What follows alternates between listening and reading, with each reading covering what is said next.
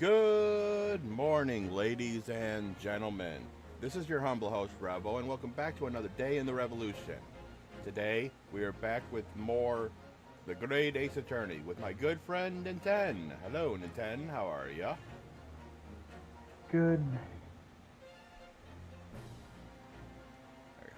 Alright. Last time, we just finished the investigation for episode 4, and now today, we are starting part 1 of the trial. Let us go.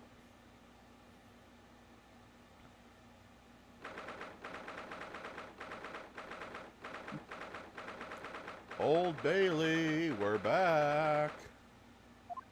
20th of February, 9:23 a.m.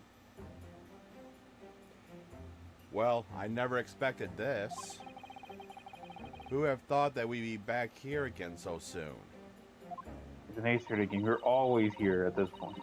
Exactly. The only time you're not here is, during investigations. But that's like half of the case. We're on a study tour of Great Britain with the intention of learning the country's legal practices. In order to research the latest court procedures here, you need as much court experience as possible. True. Well, yes, I suppose that's true, but for the person in the dock, it may as well be his or her one and only time in court, and it could be life-changing. In which case, treating it as research may seem a little crass. Oh, you put it like that. Quite right. I don't remember who said this. Good morning! Ah, Mr. Natsume, good morning.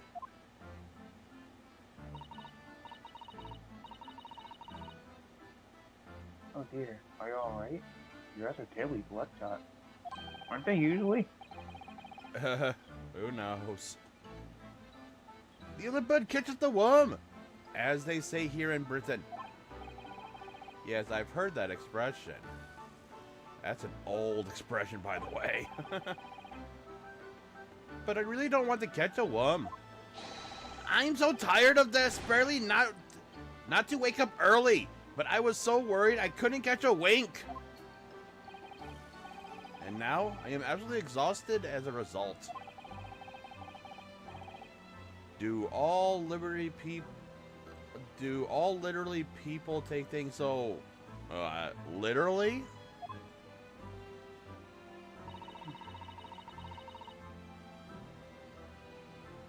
Thank you for putting your faith in us today, Mr. Natsume.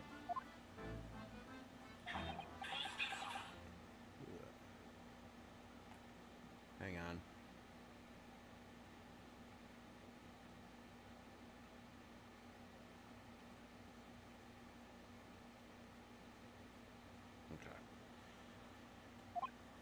Okay. I wish I had the 9 lives. My whole future hangs in the balance. I'm too terrified to tremble. You're trembling right now. Yeah. Really? Because I can feel the tremors in the floor. I can't do this. I can't take it. Although, locum student, Mr. Naruhodo Esquire. Yes. I caught a glimpse of public gallery as I walked by the courtroom. It looked like the opening night of the opera. There were so many people. That's not a good thing. I had no idea my case was such a notorious affair here in London. Oh, neither did I. Do you know why this might be, Miss Susato? I'm sorry, Mr. Naruhodo, but I have no idea. So that all-knowing look on your face is just a coincidence then, is it? Don't hide the truth from me. It's because of the Reaper, isn't it? I mean, that wouldn't be too far off. Probably. Lord Von Zeeks. It is that right, Mrs. Sato? I searched as many different newspapers as I could that I could find this morning, and yes, Lord Von Zeeks is on the front page of every one. Of course he is. I I knew it. Sometimes, after the prosecutor was dubbed the Reaper of the Bailey, he stopped appearing in court. And it's been several years now, in fact, until the day before yesterday. Yes, Inspector Grayson told us something similar, didn't he?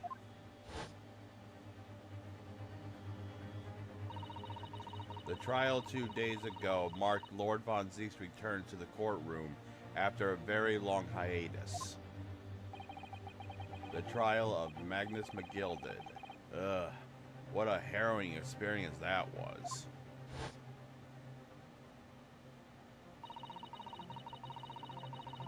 I believe that opinion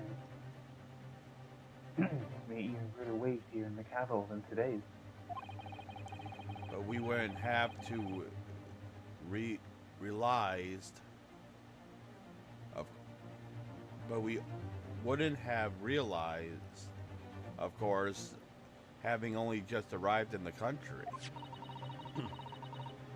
Why is the Reaper back in the Bailey so soon for what appears to be a mundane murder? That's the question the papers are asking, and they're all speculating various answers. Mundane? Mundane?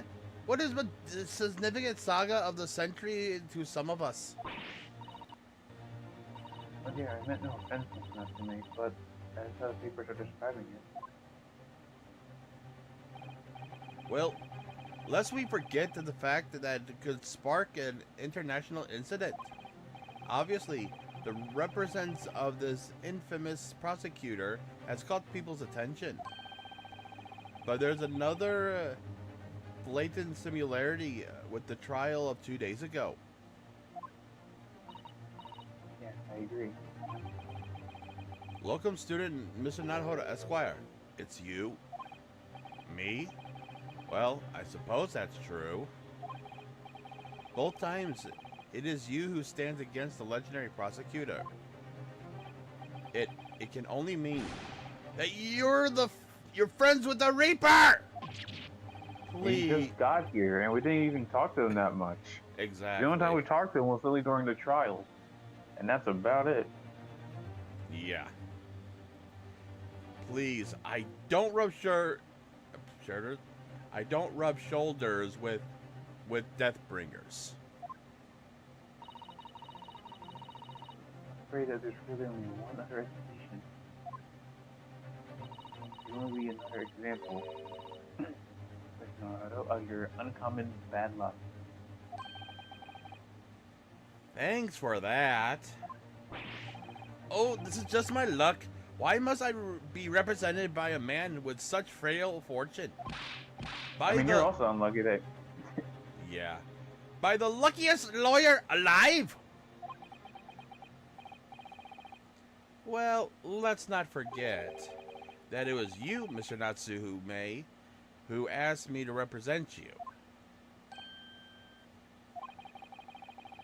Yes, it's true that I'm just a student, new to London, with little in the ways of experience or skills or luck. But I promise you this, I will fight in your corner until the bitter end, and I will believe in you, Mr. Natsume. Oh, benevolent locum student, Mr. Naruhodo Esquire? You're not alone here.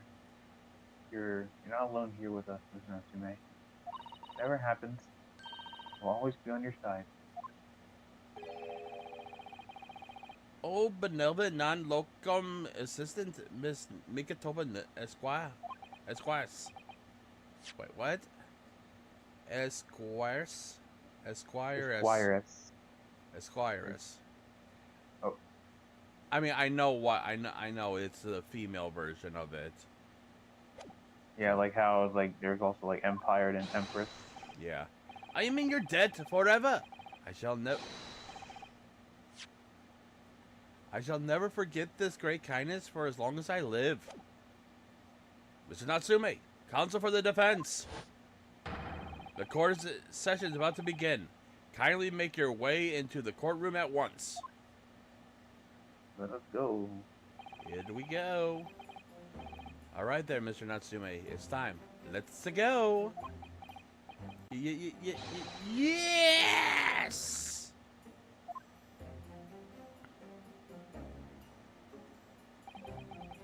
This is it. My second appearance in the British courtroom. And my second trial against the Reaper. I hope you're watching over me, Kazuma. Because this time, I won't let my faith waver. I'll believe in my client to the last. Just like you believed in me. I believe I can do this now. I'm ready for this fight.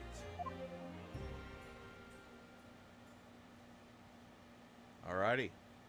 To be continued already. What the fuck? Hey, 10 a.m. Right on the dot.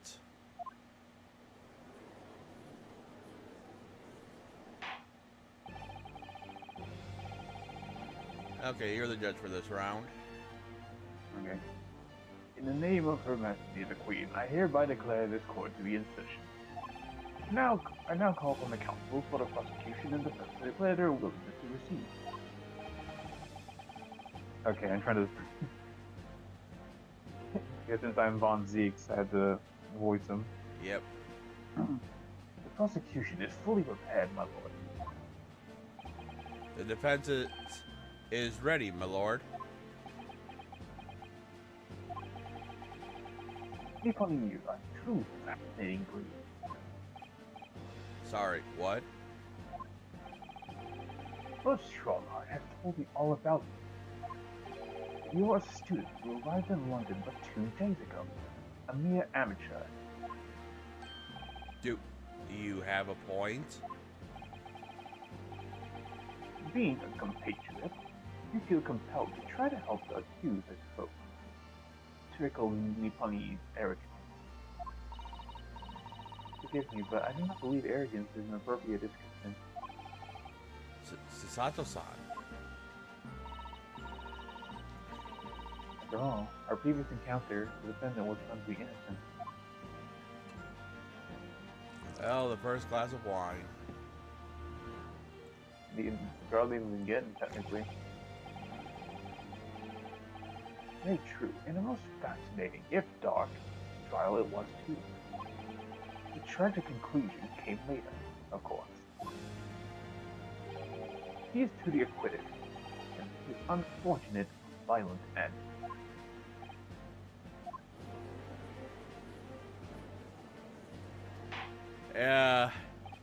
You're women again, by the way. Well, not all of them. Thank you, Counsel. Thank you, Counsel. I see both sides are in fine battle. Now, ladies and gentlemen of the jury, are you ready to carry out your duties here in court as impartial members of the public? Yeah, see? Some of these are returning characters. Yeah, see. He was from the first case. Yeah, and I voiced him in that first case, but he's your number 1 in this one. Yep. You never know when it might bring you down on your luck. I believe in fair play for everyone. Wow, I wonder why. Yeah. It's not like your name is Bruce Fairplay. Well, I must warn you, I'm rather more ruthless than I appear. Wait, is that? He looks familiar. I don't think it is. Oh well, not me. You see, you see is what you get. I'm a peace-loving fellow.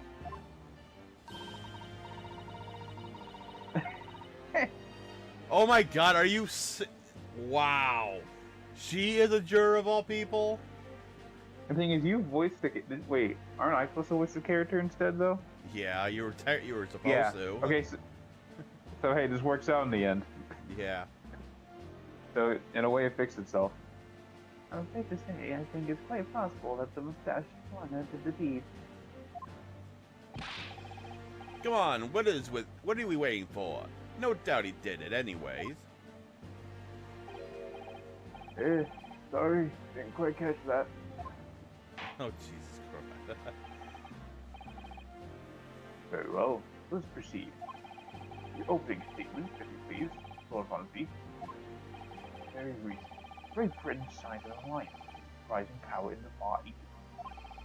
The accused in the Dark Bay is a student of that same land, a certain Seki Natsume. And while our country has extended this one student the warmest of welcome, regrettably, the kindness has not been returned. In fact, the student is accused of a most sinister act. As I throw this glass at the flame, Yeah, I Just, want to like, burn this place seriously. down. like, why doesn't it just catch fire? Yeah. Or an explosion. Like, is it just like, is there no alcohol in that thing or something? Like, that's the only explanation I can't think of. But like, it should. I feel like there would be though. Yeah. Once a knife into the back of an innocent woman who was doing nothing but walking down the street. A knife crime? I'll tell you from a bitter experience. Those are the worst. Bloody oath they are. I mean, the last case was a knife case. Yeah. Just look at that sallow complexion and short stature. He's one of those dreadful. Jeez, okay. Ugh. Racist much? Oh God. Okay, Dreadful Japanese. I thought that the jury number 5 was about to light one up, and the trial hasn't even started yet. Come on now, let's get this over with. With me now, everyone. 1, 2, 3. Sorry, I didn't catch that. Why are you here? Pray forgive me this courtesy. Smash my whole chalice. Here, this great chamber. And yeah, you'll keep doing it over time. Allow me to call the first witnesses and... Very well. Please, lead the inspector in, please. And if I remember correctly, I was Yep. Rexon. Yep, you were. Your name and occupation, please. Yes, sir. Tobias Brick, Detective Inspector of Scotland Yard. Can you please summarize the events of the case for the court, Inspector? Victim is thought to be a young woman in her 20s by the name of Olive Green. I beg your pardon, Inspector. Ought to be. Yes, having been stabbed in the back by her attacker's knife, the victim fell unconscious. That was 3 days ago now, and she's been comatose. Comatose. Comatose. Comatose ever since. What? So you don't even know who she is for sure? Comatose, see? Her life is not in danger. For the Eastern student, the charge will not be murder. How do you elaborate on the details, Inspector? Sir, if I could ask everyone to look at this street map.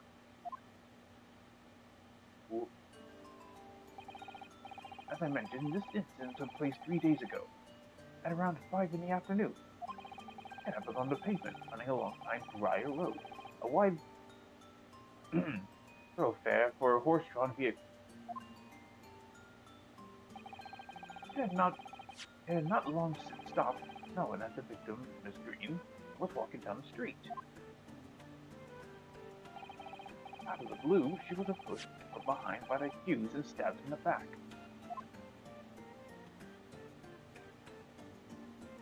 I believe the young lady's life was spared, and she's currently being treated in one of the city hospitals. But being unconscious, as she is, we've been unable to get a statement from her. This is the case file with everything we know about the victim so far. The court will accept the documents as evidence, please. Alright, the case file. Let's take a lookie.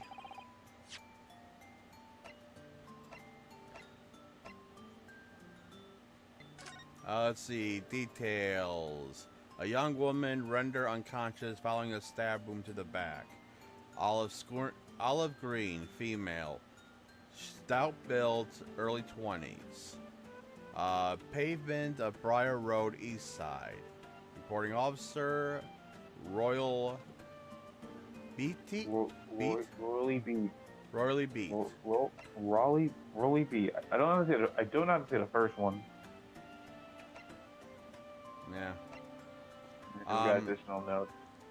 Go ahead. Victim remains unconscious. Her name was gleaned from her personal effects. Other details are unknown. Apart from the single stab wound from a large knife, no other signs of injury were observed. The assailant has been was seen running away by the reporting officer and was specifically arrested the following day.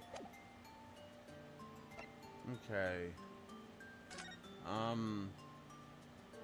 The only thing we didn't look was the secondhand book receipt. It's just Mr. Natsu. Your book. Your books. The sum of 2 shillings tender in a receipt of the picture of a Musquire liqueur. A meal for Gaboru.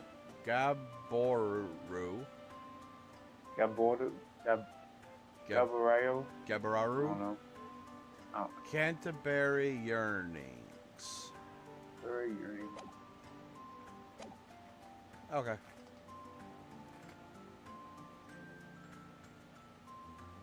What is the weapon that was used? Sir, I have that there, here. It was removed from the victim's back. That is it was like a pocket knife. That's what it looks like. Ouch, that big thing is starting to make me scared to walk down the street now. Or you think just some random person is gonna just freaking shank you? Well, with how things been going, anything's possible. Oh yeah, anything's possible with this freaking series. With a heavy plate like that, almost anybody would have been able to stab the poor woman. Even the scragged looking Soke-san, I suppose. A common old garden jackknife. I would say rather nondescript. That's what they used to call it. Call it a jackknife. Jackknife. I was gonna say something, but that's a bit too low-bearing fruit for me.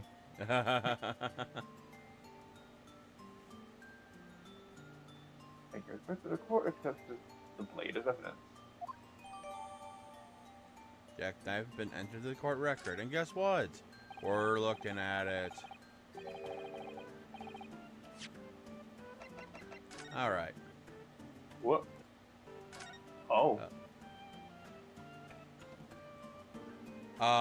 That's peculiar. How could someone stab someone with a dull tip?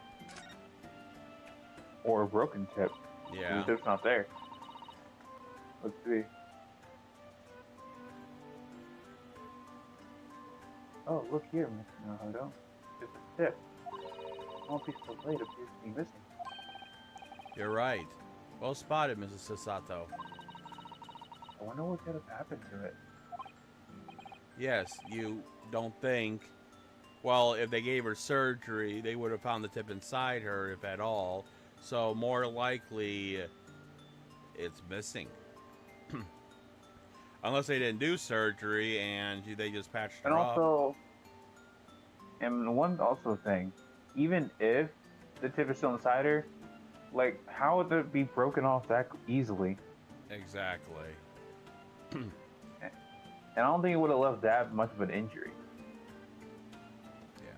Yes. I mean, it would have. I mean, it would have hurt a bad, but not like badly. Oh yeah, because unless they wipe the blood off, I think it should be covered with blood if it was plunged in. Yeah. Yes, you don't think it could be still lodged in the victim, do you? Oh. I think, did it say oh dear? Yeah, why? Okay, I thought I accidentally went ahead. Okay. Oh. Oh dear, I do hope not. That sounds terribly painful. I mean, granted, it would have been a small piece, but even a small piece can be a major difference if it's still inside the body. Oh yeah. Especially if it gets loosed around. Yeah, I guess we can check the blade, can't we? Or just put it back? Yeah, just put it back. There's nothing else noteworthy at the moment. Yeah, well, I already backed out, so. Now then, what do we know of the motive? Money or valuables, I presume?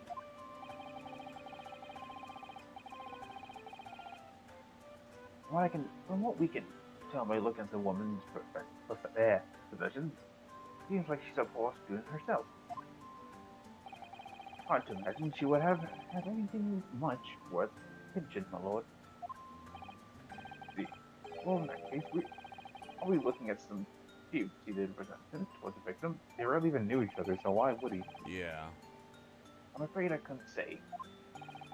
Often, upon from visiting the second-hand bookshop, the defendant Mr. Sume doesn't appear to get out much. At this moment in time, we haven't been able to establish any sort of connection between him and the victim. Yes! I don't know why you have to raise your hand for that, but okay. I know, right? If theft and grievance had been ruled out as motive, what reason could Mr. Natsume have had for stabbing the young woman? Yet, you arrested the man in spite of that in a totally unjustified and heavy-handed way. Objection! Objection. Woo. That looked like it hit someone. It looked like it went over the thing. Yeah, it did. Probably hit someone. Von Pray Zeeks. forgive the discourtesy of making a freshly uncorked bottle into the public gallery. Okay, it wasn't the public gallery. Okay. Uncorked? You already poured one glass that you threw into the flames. Exactly, unless you just randomly got a new bottle for no reason. Which makes no sense. Why would you get a new bottle when you didn't finish the other one? But okay. This game makes no sense. He has infinite bottles. Just like how Godot has infinite cups of coffee after he throws how many at Phoenix? Or drinks a lot. Yeah. But your words have soured its hallowed bouquet. Or whatever. Okay. Words. Okay, I forgot what I was saying. What is you, my learned friend, being heavy-handed here? What? Someone young is not arrest people without good cause. That should be beyond question. Inspector Griggs, the prosecution calls for your formal testimony. Explain to the court precisely why the constabulary? Okay. Constabulary? Constabulary came to arrest the Nipponese student. Yes, sir. Time for the witness testimony. Yep. Mr. Natsume's arrest. As I said, it was 5 o'clock in the afternoon when the incident occurred.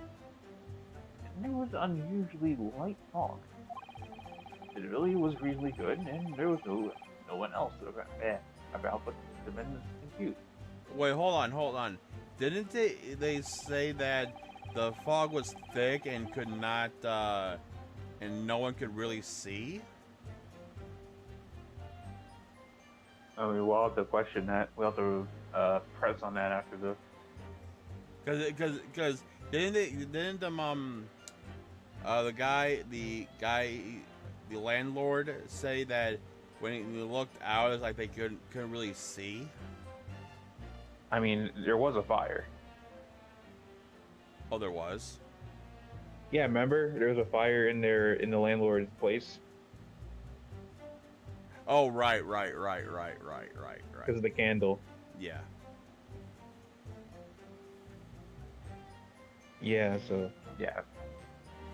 Anyway, out of the blue, the door was stabbed behind and subsequently collapsed on the pavement.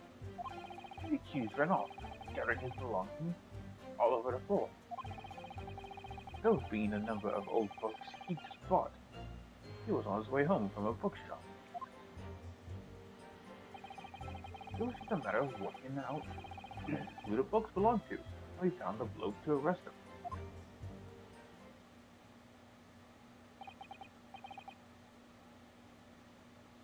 Old books, you say? Yes, my lord.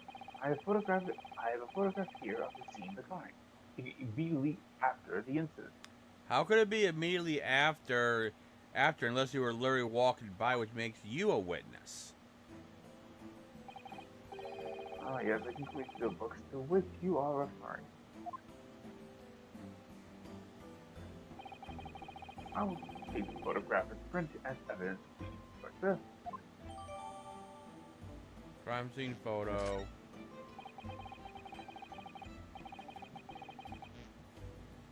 Nice. What? No, I was just saying, nice, we got more evidence. Oh, yeah. Oh, what? Hold on, give me a second. Freaking someone messaged me on Discord, post me really quick. So I just gotta respond to them. Okay. Yeah.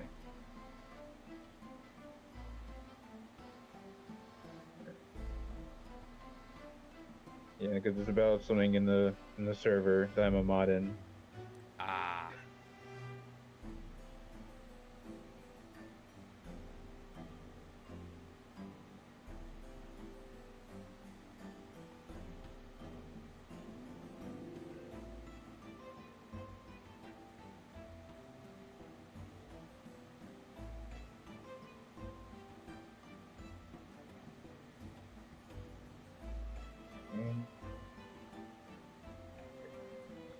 Okay.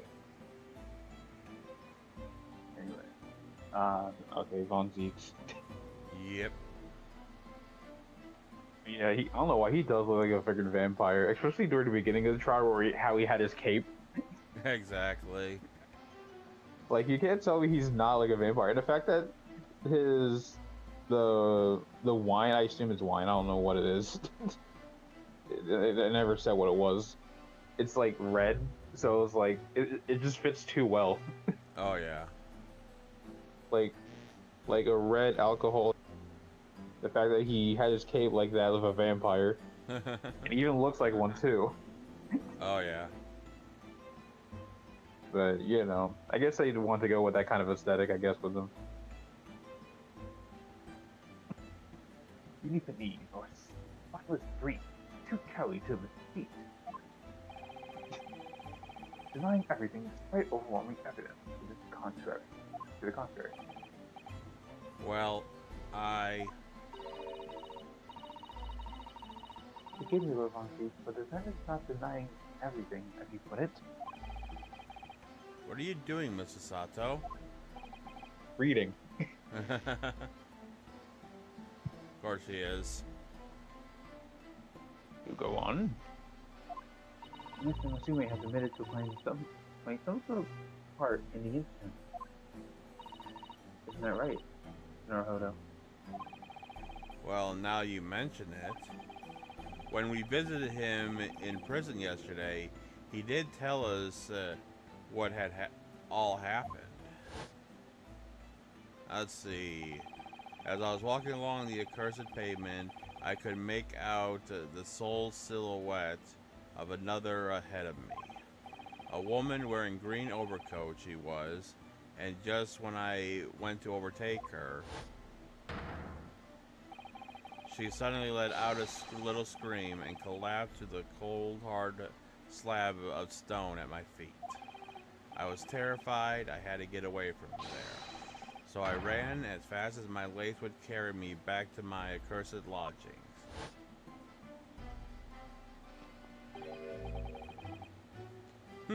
Green overcoat. Well, that's exactly what the woman in the print is wearing.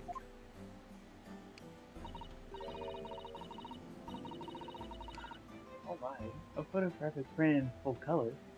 What will the world come? What will the world come up with next? I don't know. Multiple things, honestly. Yeah. The defendant has done nothing more than admit he fled the scene of a terrifying incident. That does not mean that he's guilty of the heinous crime of stabbing the woman in the back. Actually, that is exactly what it looks like, Ryunosuke. There was nobody else there at the time. Just the two of them. The victim and the accused. In other words, there is nobody else who could possibly have stabbed the woman. A fact that the accused concedes. Ugh.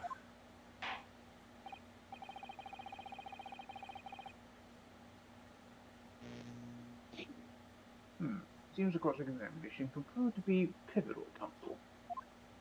Proceed, please. Yes, my lord. Nothing for it. I have to use this cross-examination to turn the tables here. It's our only chance. I mean, obviously was pressed with the one that you were suspicious with. Yeah. Let's see. That was the second one, right? Visibility was Yeah. reasonably good. There was no one else. Yeah, so. So let's press on that. Alright. Hold it! Hold it! Hold it. How are you able to state that with any certainty? Quite simply, my lovely friend. Because that is what the witnesses to this crime have told us. Ah, yes. Inspector Grayson mentioned the witnesses yesterday, didn't he? Right. One of them is the police, I believe. Yet again, how did I know? How did I know what you were gonna say? Is beyond me. Who knows? I believe from Scotland Yard. That's correct, ma'am. You gotta put some oomph into that, Naruhodo. Yeah, he does.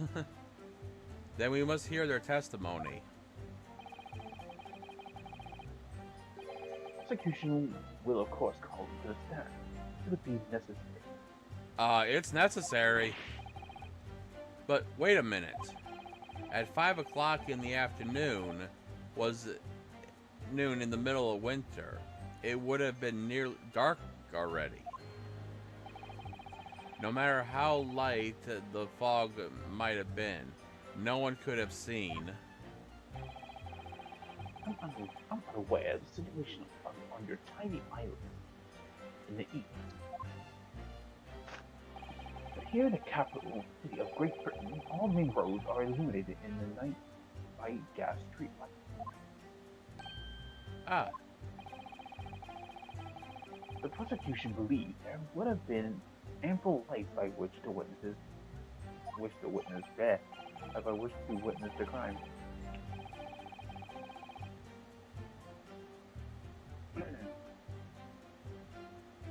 Quite. Here in London, for the first time in history, mankind has completely conquered the dark. which means we really need to hear those witnesses' statements. If I could just get through this fog of... If I could just get through the fog of this cross-examination, maybe we'll be able to. Seems the counsel for the defense is... Don't. Continue with your testimony. Okay. Oh, it's the word inspector cut out. Inspector... Okay,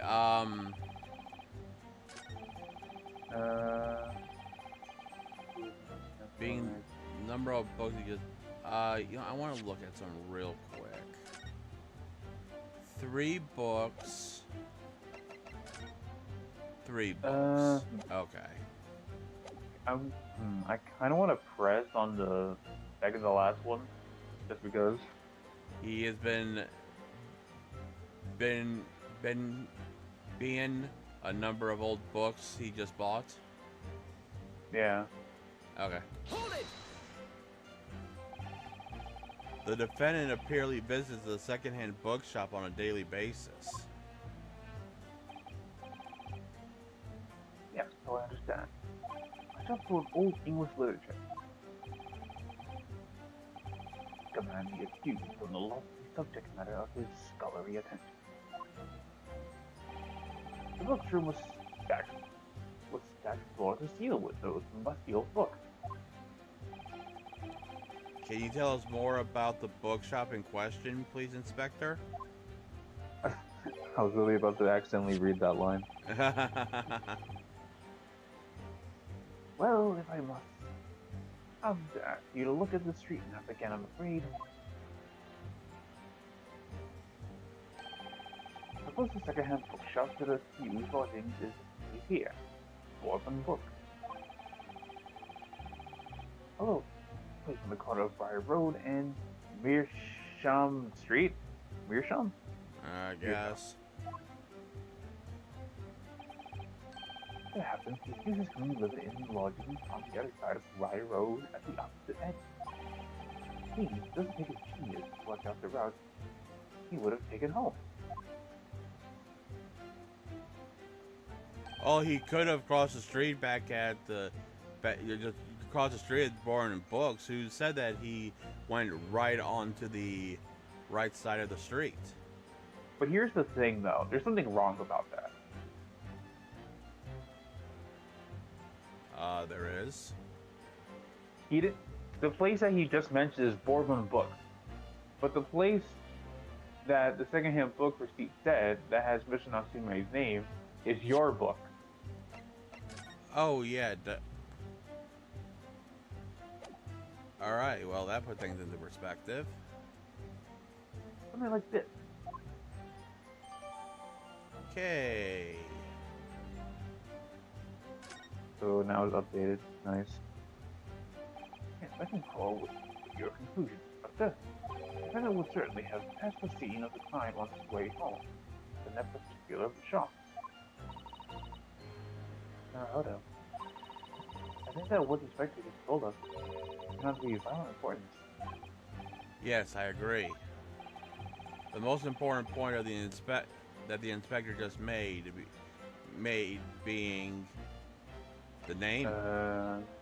Well, technically both the name and what is it? The top one could be also, but I guess we'll go with the name first. Yeah. Inspector Grayson, may I ask you a favor? What? Would you kindly add the name of the bookshop to your formal testimony, please? I believe it may be of vital importance. Maybe. Oh, well, you know, I mean, yes. It could be a very important clue. Very well. Not that I could see it being of any great significance. But please, provide your testimony accordingly, Inspector. Yes, sir, my lord. Whatever you say. Could the man be any more Sardonic? sardonic? Sardonic? Or no, whatever. It was Okay, I'm gonna save anyway, cause yeah. He was on his way home from the Borden Books, a second-hand bookshop he apparently patronized. Well, I think we know what we need to do for this one. Yep. Hey, here's a receipt. Objection! Objection!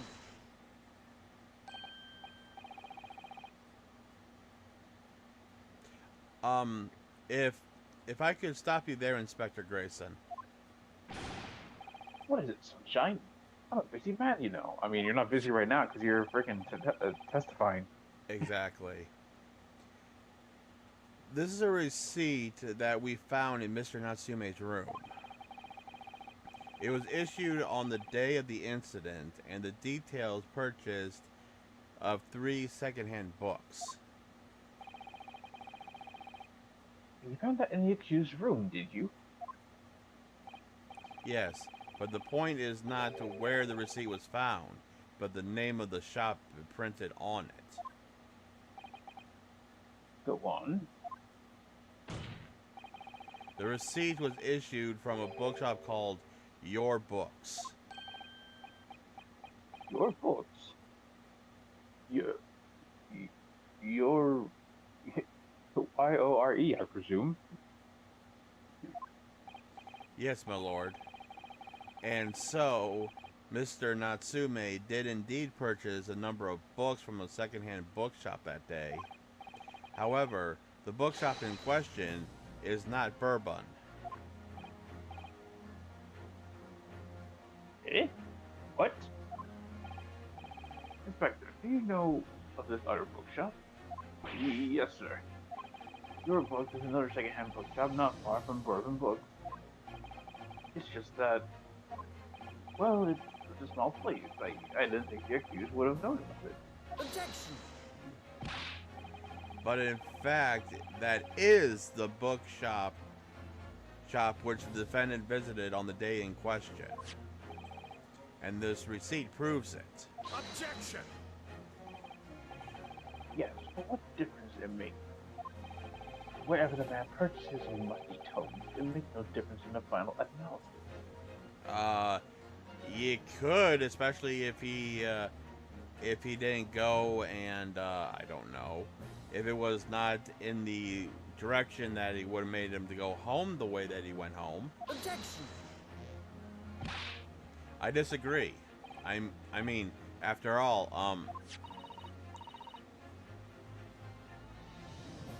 I agree with hearing. If that might have, if that might be a help. oh, yes, thank you. Have a look at this, please. If the defendant had been returning from Bourbon Books, then yes, he would almost certainly have passed the place where Miss Green was attacked. However, if we take into account the fact that he was actually at another shop, Your Books, it may be very well turn out that he wouldn't have passed that location at all. Could that be true? My, it kind of depends on where those other books were. I do declare it may be a possibility. True, it depends on where it is. Oh yeah. Is that right, Mr. Lawyer, sir? What you just said? Which, by the way, why is Naruhodo not recognizing at least Bruce Fairplay? I don't know. Absolutely. It absolutely could be right.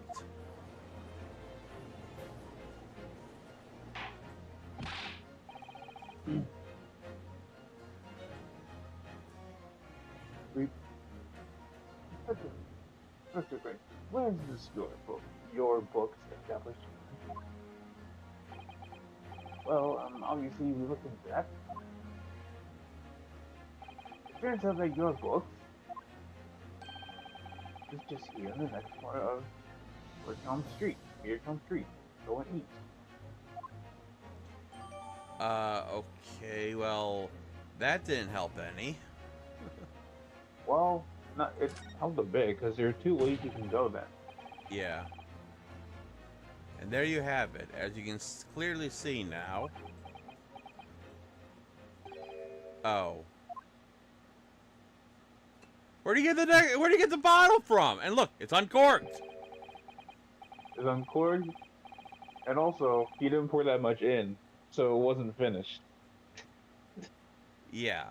So therefore, he just wasted one whole bottle. Oh, jeez. hold up. I accidentally hit X. No. Japanese friend is obviously in training to be a clown. The way he regales us with such witticisms, Okay. I assume that's what it is. your future career in the circus. Dang, calling him a clown. Of course. Not the first time that it might be the first time he's been called his lineage has been called a clown. Because we do know that Phoenix has been called one before. Yeah, multiple times, in fact. Oh yeah. Yeah. You put that glass down. Put that glass down, or I'll put it down for you. Jeez, okay. I don't think that would be a good idea, Sasato. Like Sasato was about to freaking throw hands for in a second. I mean, considering that she freaking throw us down without, you know, Yeah.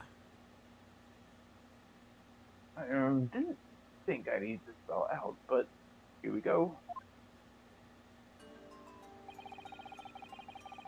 If the accused was coming home from your books instead of Orphan books, Hold on. Okay, go ahead. Mr. Dacula still would have passed the police, would have been looked at.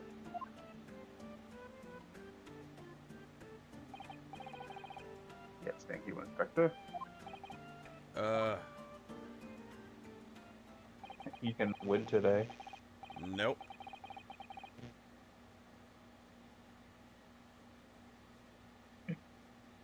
Allow me to reiterate for my learn. For my learn, if somewhat slow, Nipponese friend.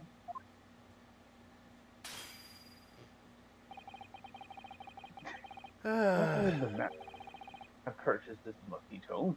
It makes no difference in the final analysis. Ah. Also, shouldn't his like glove be like red now, or like stained? Yeah.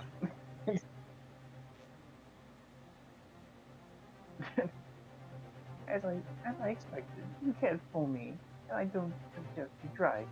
Trust me, we've seen what you can do. Oh yeah. What'd I say, I mean- eh? I've had enough of this now. Dang, he's actually about to throw hands. Beg your pardon. Really sorry, but would you mind repeating that? Why is he here if he can't hear?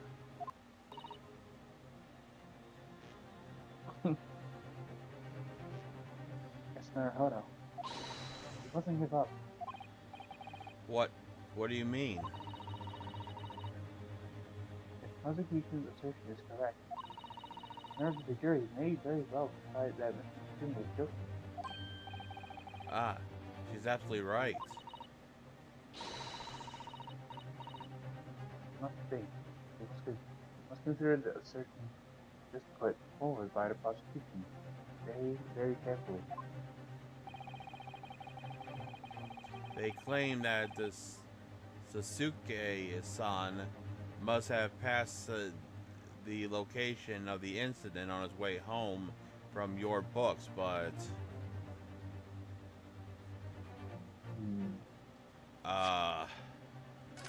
well, we're obviously gonna go and raise an objection, but I'm not sure for what. I'm just looking at stuff right now on here. Looking at the court record.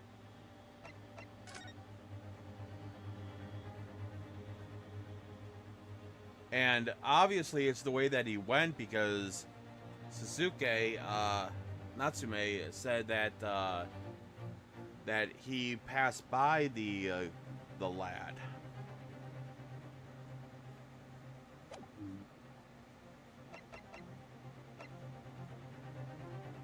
So, I mean, obviously we're going to raise an objection because we just can't, or, well, what do you think? I mean, might as well. Yeah. Object.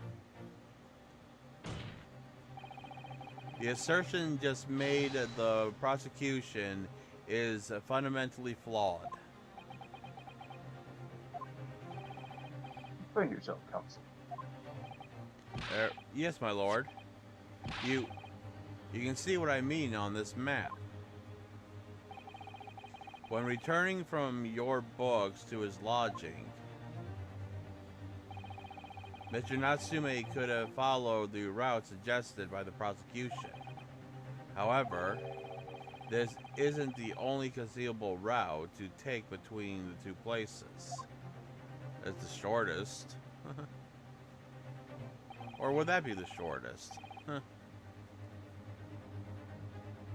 If the defendant used these streets, look what happens. He arrives back at his lodgings without passing by the location where the victim was attacked. Objection! Think back to a clown. Fool's errand, of course. However, I feel compelled to point out that route is what is commonly referred to as the long way round. So that I figured that was the long way. A cold winter's night. Why would any man take a longer route home? I mean, I can think of one reason. Yeah. Well, The answer is extremely simple. He wouldn't. In other words, the Jews took the obvious route back to his lodging, and is the obvious perpetrator of the crime. Objection!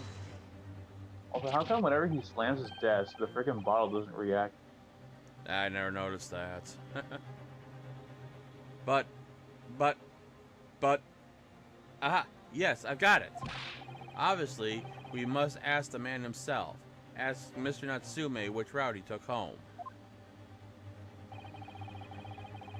I have already informed the court of the user's response to such questioning. Claims he has no recollection. Of course he doesn't. Huh. That's right, and I said, the book seems to spend his time outside wandering aimlessly from A to B. That day was no exception. He said he doesn't remember where he was or which route he took home. I don't believe this! Won't believe it. Believe it! Thank you, my learned friend. And suggest that we do not waste any more of the court's time by wandering aimlessly around this. Hey, what say you, insightful judge? But, even if that is the case,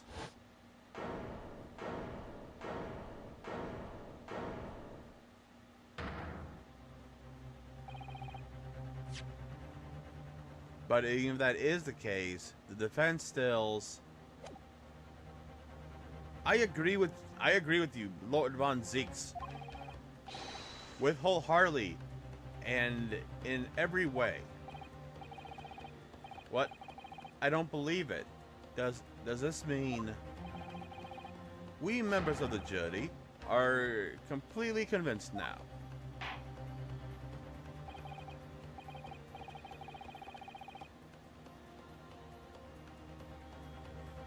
Very well, in that case, I hereby call upon all members of the jury.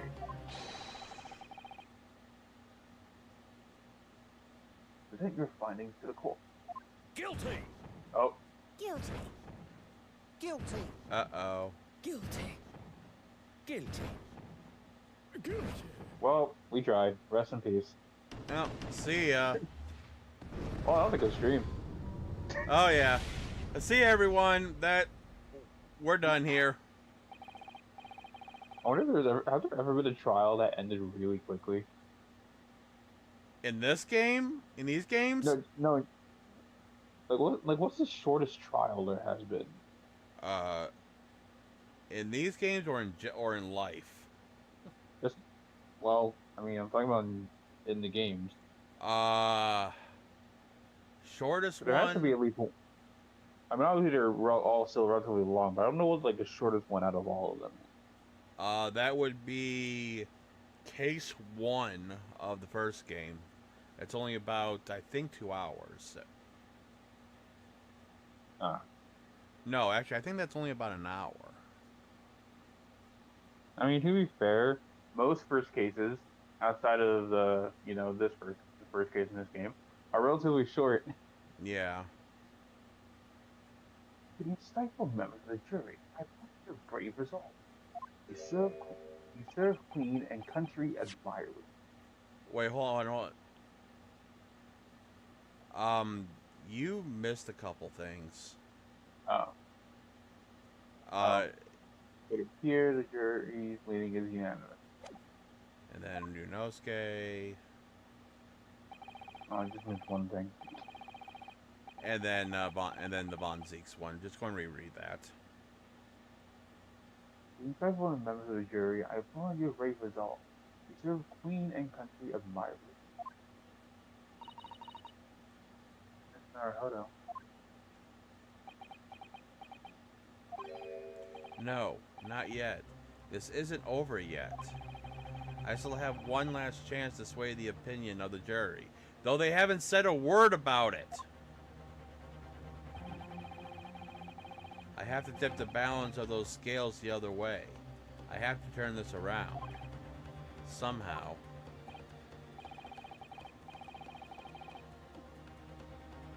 Eyes of a query that not yet willing to give up and die. What does it need to wield your right again in this trial? What is the defense written into antiquated British law that should have been very long ago? Call it antiquated, if you will. But if the defense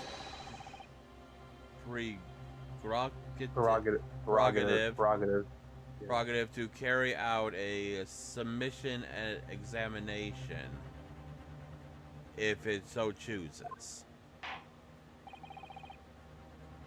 Very well, Counsel. In accordance with the letter of the law, we shall proceed with the summation examination. Are the members of the jury ready for Mr. Foreman? Ah! Wait, Mr. Foreman? No, it's just I think that's what the lead juror is called. Oh, okay.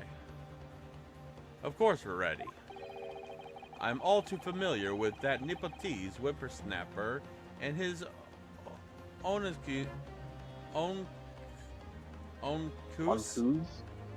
oncus referral to throw it in his alley. Very well then. Ladies and gentlemen of the jury, you will each explain on what grounds you have determined the defendant to be guilty. Alright, here we go. Judicial Some findings. findings. The jurors' contentions. For pity's sake, that little Nepalese oddity already admitted to himself, didn't he? If he said that a woman in green collapsed before his eyes, why it can only have been the victim. The man wouldn't have gone around the houses on his way back to the bookshop, not in winter. The woman was passing by. What he? Not dreadful. I really don't care. I don't really care. We can just wrap it up. Wrap this up now. I got work to be doing.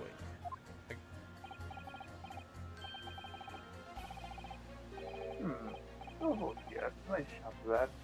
But burn the book? No, not with the visit. Okay. I guess we can do that one first, because that one sounds, interesting.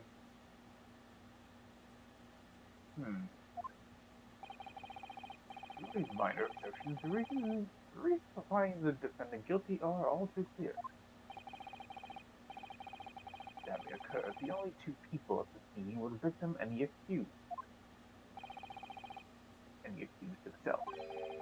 The minute he seen the victim in her green overcoat sink to the ground before his eyes.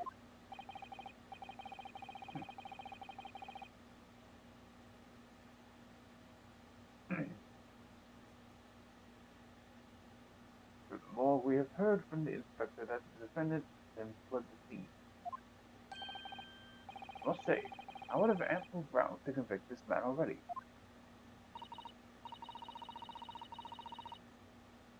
Oh dear, even the judge appears to estimate his guilt now.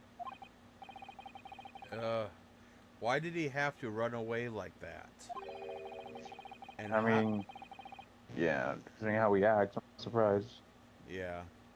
And now we're supposed to believe in some phantom attacker that nobody could see? That's impossible. How could I possibly take a case for the defense? Mr. Naruto, this is no time for grumbling. If you want to force the trial to continue, Yes, I know. I have to turn the tide. I must make the jurors change their minds. Well, 4 of them at least. Exactly. There's no choice. So forge forward.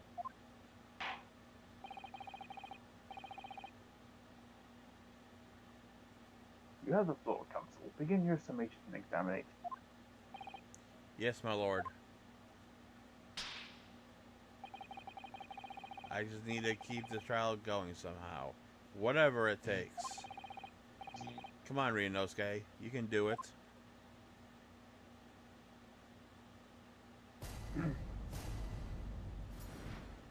Alright. The defense's rebuttal. Alright. So, We can first on the last one because I'm interested in what he said about that. How it's not the other one's not worth going to. Yeah. Alright. Hold it! Hold it. You're number 6. Sorry. Hold it. Hey, hold what? No. What I said was, hold it. What I wanted to ask was, do you visit your books often?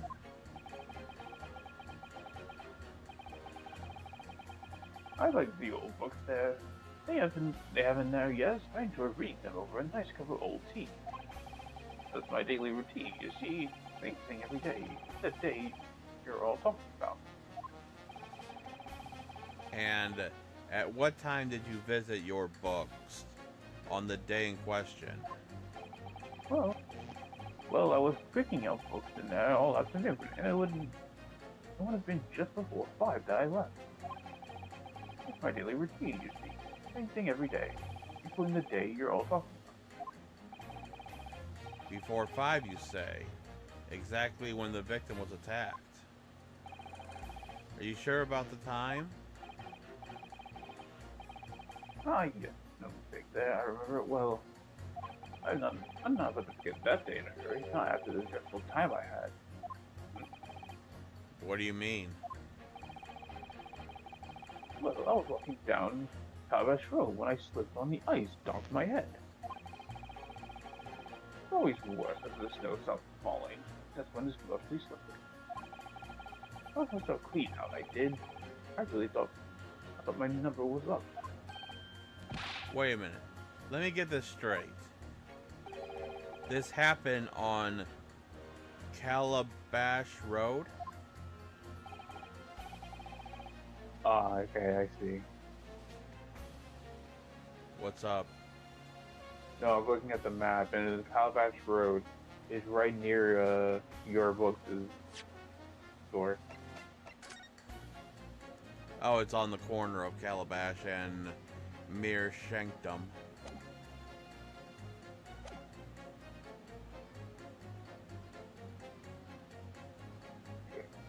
That's right, I live on Cornpipe, you see.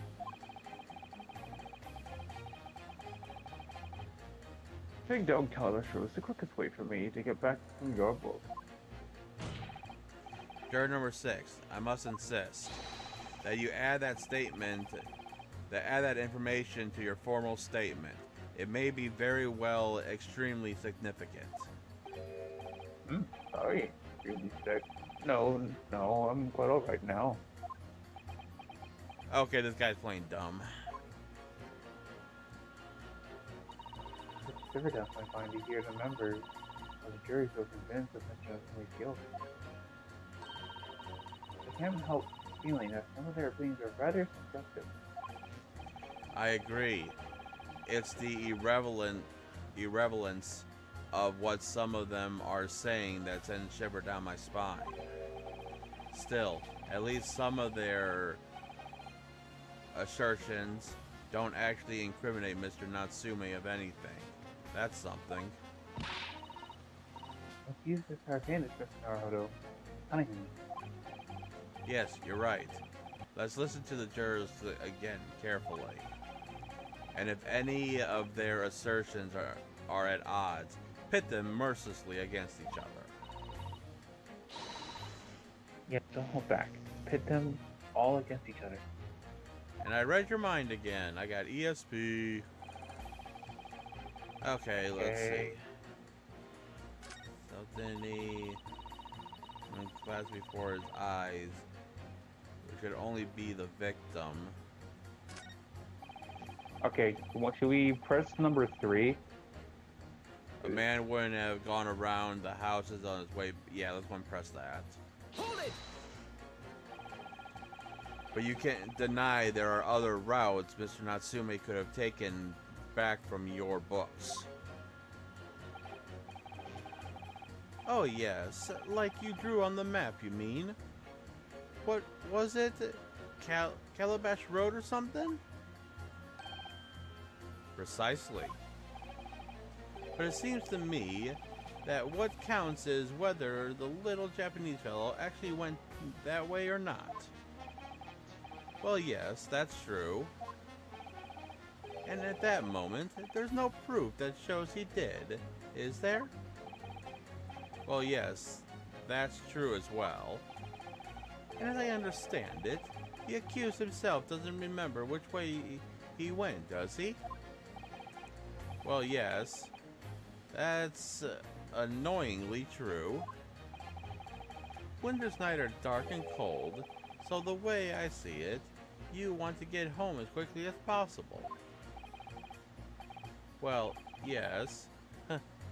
Why is all this true? So really, the only thing that makes sense is that he went home along Briar Road. Ugh. I'm supposed to be convincing you here. I have given it a lot of thought, you know. I didn't just make up my mind on a whim that he did it. I mean, if there was some logical reason why he might have gone the Calabash Road way, it'd be different. I'd be happy to reconsider my position in that case. Honestly, I would. A reason why Sasuke-san might have taken the longer way home. Yeah, good reason. So naturally it was a way to still man's opinion without one. Okay. One was attacked from behind. Let's press number 5. Alright, I really don't care.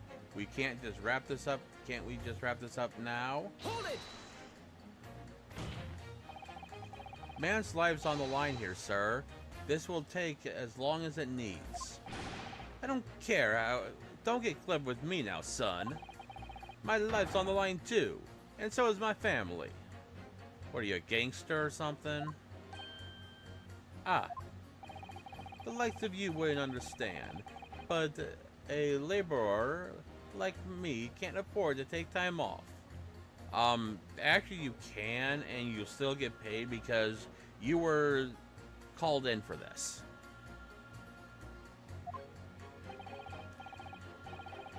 If I don't work, I don't eat, and neither do the wife and kids. Technically, you are getting paid for this, unless back then they don't pay you for being on the jury. Oh, I see. That must be very hard. I go into the union every morning, and I find out what needs doing. If you're late and the work's taken, it's tough.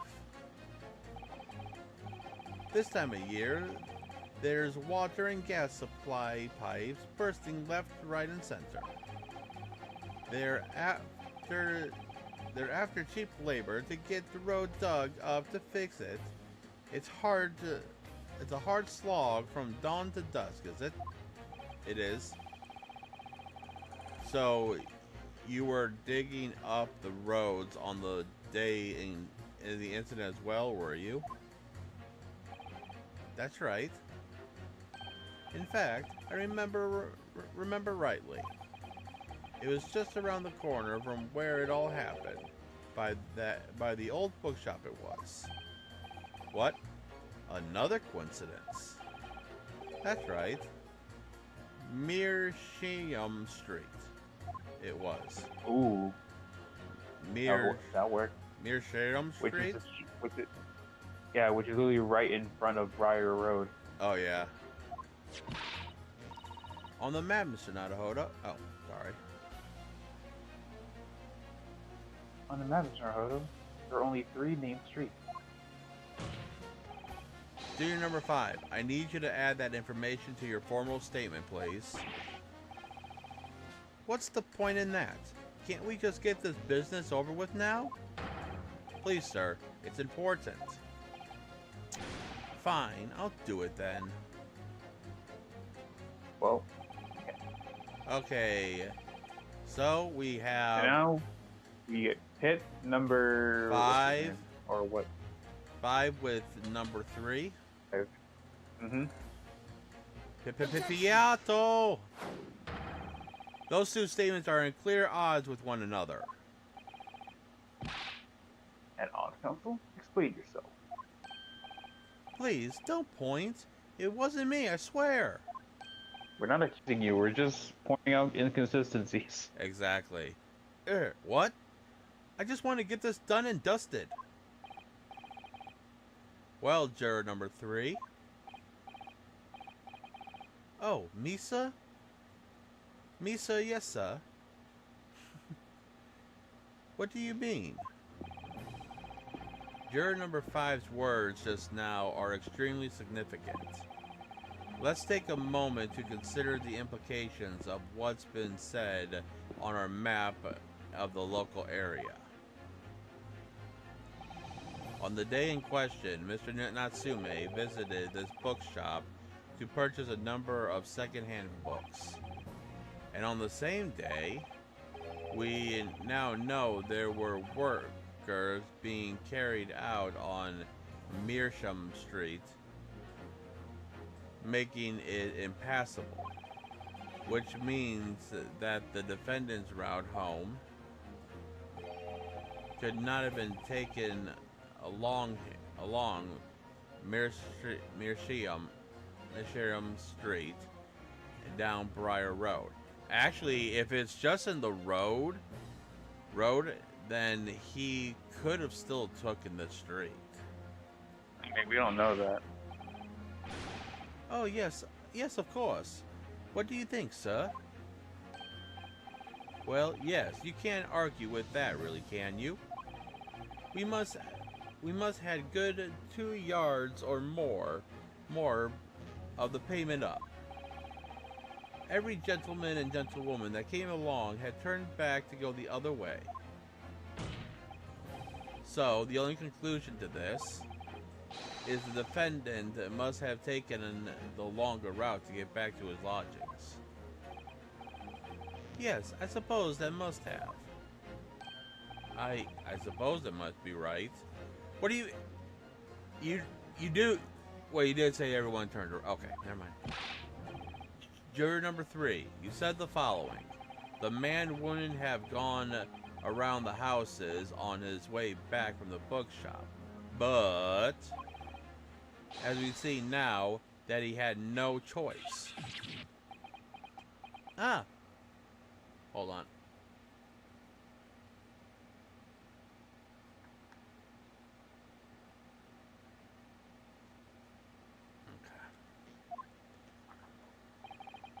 My my lord, my judge, if I sir, if I may.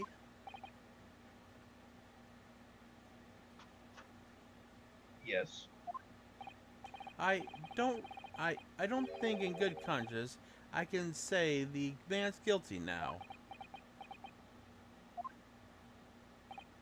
Yes, I'd like to see this trial continue so we can get to the bottom of what really happened. Not guilty.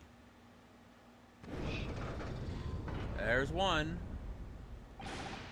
What about you, sir? Yeah, who, me? Well, alright then. If there's a hole in the proceedings argument, it would be filled. It should be filled in. That's what I say. Guy, you can barely see it. He is so big.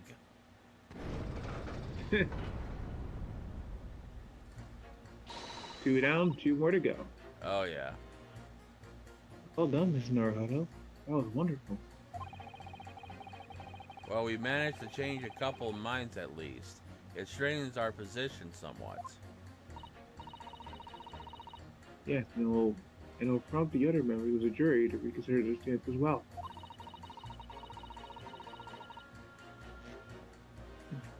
They'll be asking themselves if their current leanings are really right or not. And if only if we just identify one more clue or a discrepancy that would make them stop doubting Mr. Natsume. We might be able to tip the balance completely. Yes, that's exactly what we've got to do. Von Zieks is looking to bring this trial to an early conclusion. That's what we've got to prevent by whatever we have at our disposal. And he's quiet. I don't like when the prosecution is quiet. Thank you, counsel. On with the summation examination, please. Yes, my lord. Okay. I have to say not guilty at this point, so I can see where the trial goes from here. And whether it's digging up Rose or digging up the truth, we've got to see it through to the end, haven't you? Alrighty.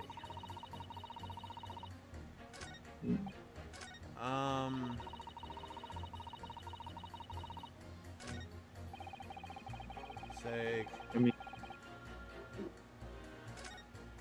who should repress that?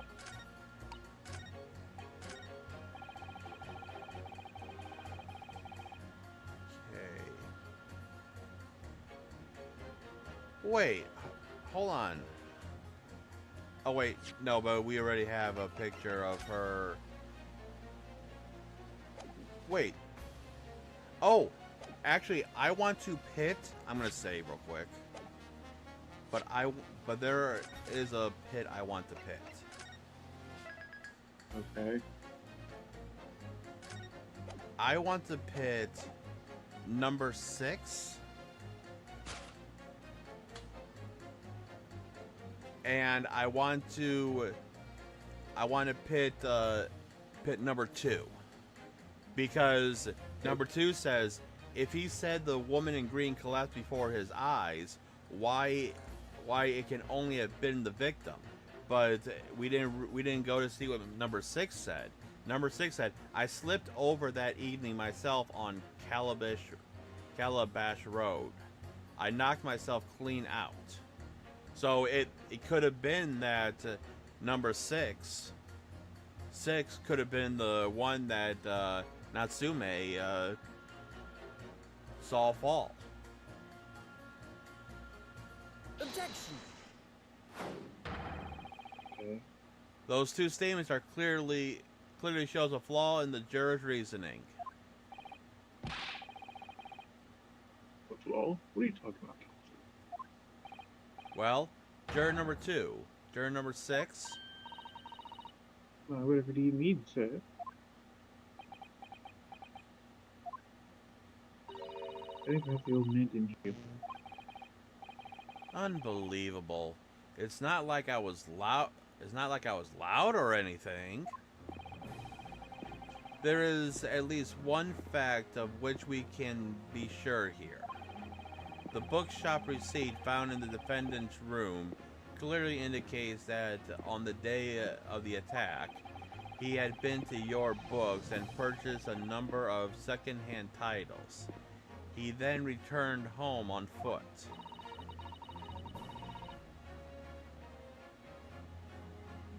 The man says he has no recollection of his return journey. That's correct. But what he does remember is seeing someone appear in front of him on the way. Someone in a green overcoat who surely collapsed on the pavement before his eyes. Yes, we're all well aware of all this. Poor young woman who was dead, obviously. Objection! Can you really be sure of that, madam? Well, whatever do you mean? I'm sure you heard juror number 6's account of what happened to him that day. The same afternoon, there was somebody else apart from the victim, who was wearing a green overcoat and who had fell over on an icy street in the neighborhood. Oh, okay. My goodness, you mean... That's right. I'm referring, of course, the hard of hearing juror number 6. Are you really suggesting the person in the green overcoat whom the defendant saw collapse in front of his eyes is the gentle gentleman on the end of the bench here with me today? That is entirely possible, yes. After all, the old man had a somewhat similar build to the victim. Well, yeah, kinda does. yeah. Well, look at that. My goodness me. Sorry. You need a pee? Really? God, the guy needs hearing aids. Don't think they're invented yet, though. Also, did he have hearing at this time in this century? Yeah, speaking of which, me and my mom my mom had an appointment the other day for a hearing doctor, and she got her hearing tested, and it's so bad that she's actually getting hearing aids, and she's getting hearing aids next week.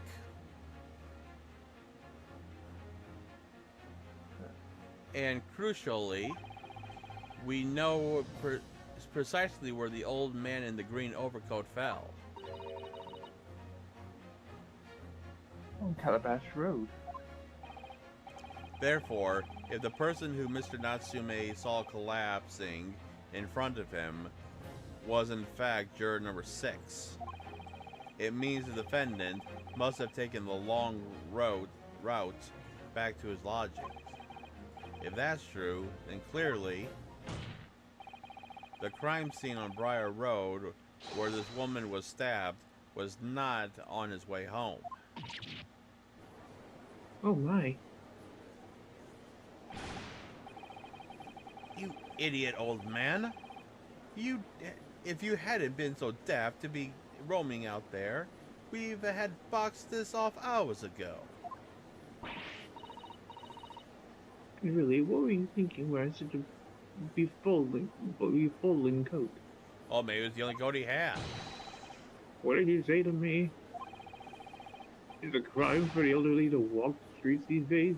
Is it a crime to slip over on the ice? No. Is it a crime to keep up with the latest styles and wear a beautiful green overcoat, is it? No.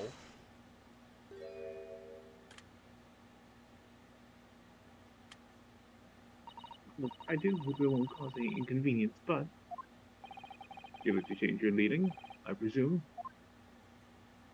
I do declare that I would. I should like to call for a verdict of not guilty.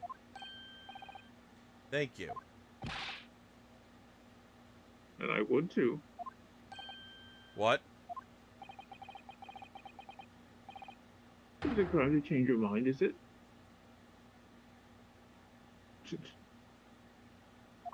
Well. There we go. And boom. Hey, look at the scales.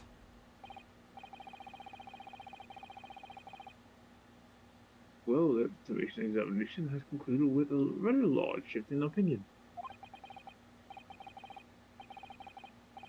Eyes. A's, The eyes too. the eyes too. The, What? The Okay, eyes two, the nose, the nose four. 4. So the nose have. What kind of what saying is that? Shouldn't it be the eyes two? Okay. The eyes 2, the nose 4. So the nose have it. Not guilty, you say. Which means we no longer have a consensus among the members of the jury. The trial will continue. Objection! Oh, now what, Von Zeeks? This is good. Actually, Now just- I'm done with it. Yep. Could it be? Could it seem churlish of me to drink from my hallowed chalice moments after raising an objection? Only to crush it in disgust. Pray forgive the discourtesy. Lord Von Zeeks. It seems I must retract my earlier remark. What do you mean? I mistakenly credited these jurors with intelligence by describing them as insightful. Yet we have just witnessed them falling for a cheap trick performed by an Eastern entertainer. Oh, here we go again. Eh? Whatever do you mean? Objection! I haven't tricked anyone. Everything I've said is the truth. Indeed, that what juror number 5 was undoubtedly repairing the road as he claimed. I believe you said it was a good 2 yards of pavement which you had excavated, sir. That's right. It took the whole day, and they paid me a measly tuppence. Tuppence? Oh, God, that reminds me of a song from Mary Poppins. Have you seen Mary Poppins, the original? I probably have. I don't remember too much of it. Well, there's a song at the end. I think it's when. Oh, I remember. It's a song. It's the song of an old beggar woman. And I forget the full words. It's like, oh, here we go. Feed the birds, tuppence a day, tuppence. It's something like that. It's like you pay her a tuppence, and then she gives you a bird feed to feed the birds.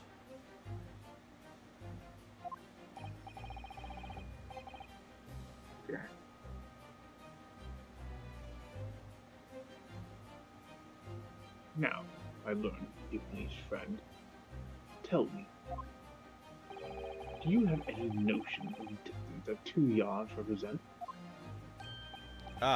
Well, if I'm honest, I don't have a clue. 2 yards is a little less than 2 meters?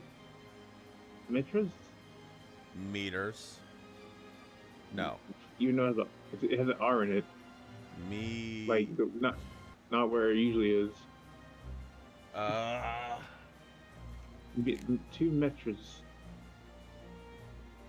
2 met. Yeah, it might be metro. What the hell's a metrids?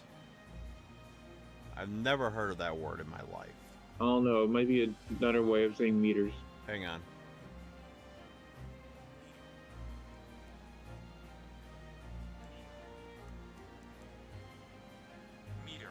It is meter. That okay. Learn something new. Less than 2 meters. Less than 2 meters? That's not much at all. But juror number 5 said that anyone that saw that it was broken up, they turned around and went the other way. Yeah. Less than 2 meters, that's not much at all. Yeah.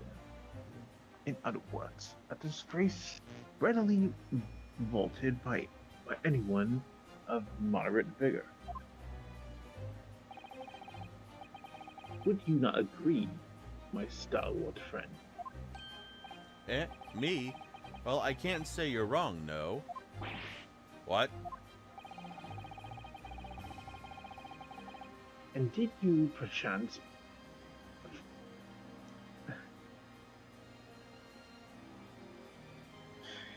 I hate myself What's wrong? for seeing the next word is just thinking stuff. Oh God, really? And did you perchance erect a sign to prevent pedestrians from passing the site of your works? Wouldn't dream of it. What a waste of time. Then you're not doing your job properly for safety. No coaches would have had a hope of passing anyway. And we just turned any gentlefolk back the way they came. Kids just jump right over us all the time. He accuses no gentleman as far as I can see. I have little doubt, however, that he could spring over a 2-yard trench in his meanderings around town. So that would tell you that he would have turned around. Ah, Is that true, is it? The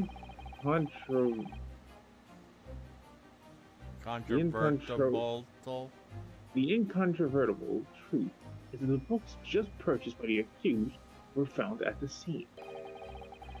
There can be no doubt that on his way back to his lodgings, Mr. Natsumi walked down Briar Road. crushed in a single sentence. And, old man, you can talk. What? You say that at around 5 o'clock on the day in question, you slipped and fell on Calabash Road. Pray, was there a suspicious looking Nipponese behind you at the time? Oh, I can't say that I remember. Of course you don't. You don't remember? I will wager, my friend. You say it was this old man now, the accused saw. I will say, I'll lay 1,000 to 1 against you being able to prove it. Ah! Of course.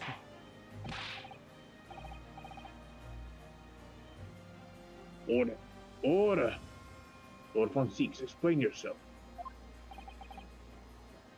My lord, if you have such a trenchant argument up your sleeve, why in the world did you not proffer it during the summation examination? I wanted to give this young boy still the sightseeing experience he no doubt came for. I want him to see himself how the opinion of the jury is so readily swayed. But my hospitality has its limits, and they have been reached, I feel. Time to get serious. Alright. So, my little friend, today's sightseeing tour of London is now over. What are you talking about? My lord, the prosecution requests permission to call its next witness to the stand. Granted, bailiff, bring forth the witnesses. It's the next witnesses. Naruto, do you not remember? We've been told on several occasions that there were eyewitnesses to this. Yes, I remember. One of them being a Scotland Yard policeman, no less. I'm afraid it's likely to be the prosecution's witness. Alright. No matter who Von Zeeks brings to the stand as his witnesses, and no matter what they say, I believe in Sosuke-san. I know he's innocent. I'll keep believing to the very end until this battle is over. Alright.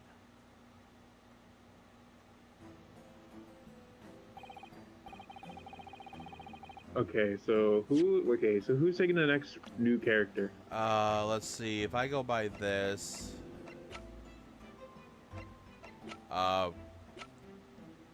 let's see. If we go by how it was supposed to be, you were supposed to have Joe on. I was supposed to have John, which obviously we screwed that up in the investigation. And then you took the new guy that we have not, that we only that seen. one. Oh wait, no, you took the guy with the hat, and then I took that guy. So I think it now should be you. Yeah, I should be the first person that speaks. The first. I swear, if it's the guy that speaks first, I'm gonna be tilted. Because that would mean I will be the female again. Well, I guess we'll find out, won't we? Witnesses, please state your names and occupations for the court.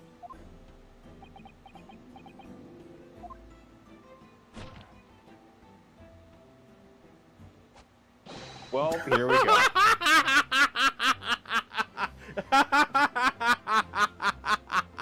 I'm.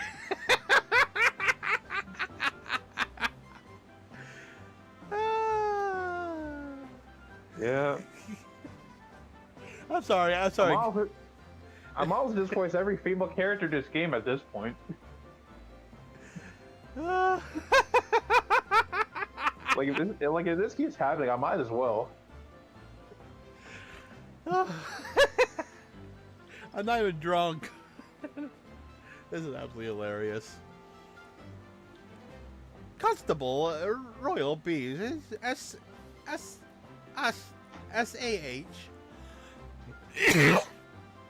Nothing. No, it's Sa. Like he's saying sir. Sa, okay. Constable Roy Bates, Sa. Nothing to report on the street, Sa. You look drunk or extremely he's tired. How do you say like Patricia? Patricia. Patricia. And I'm Mrs. B. Patricia, Patricia's my name. I'm proud to say I'm this young. Oh, they're married? I would not have guessed that. Yeah, well, they must be married because I'm just realizing they have the same last name. Yeah, but you know they could have been siblings or whatever. You know. True. I just look. Rolly Beat is 23 and Patricia is 21. That's about normal for difference for an age. I'm proud to say I'm this young town hero's wife.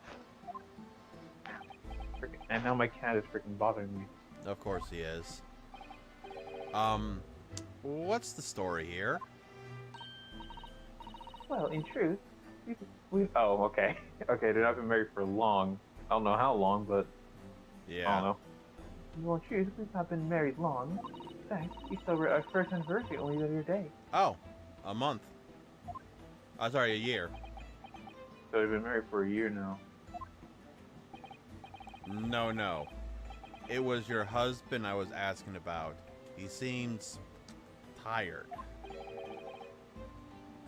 I'll be surprised.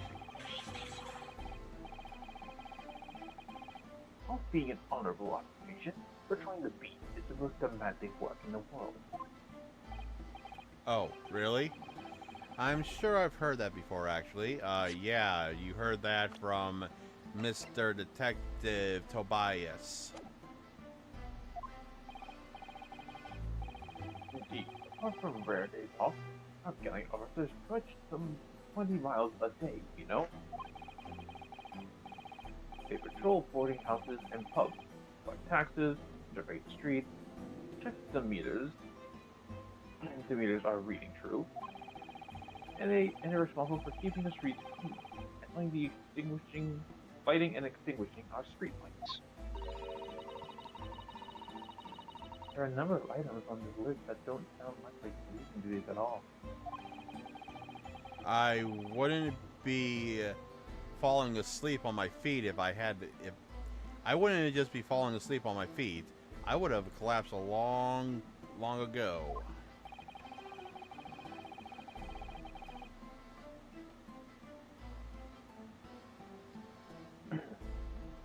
But it goes without saying that policeman's primary duty is to apprehend of criminals.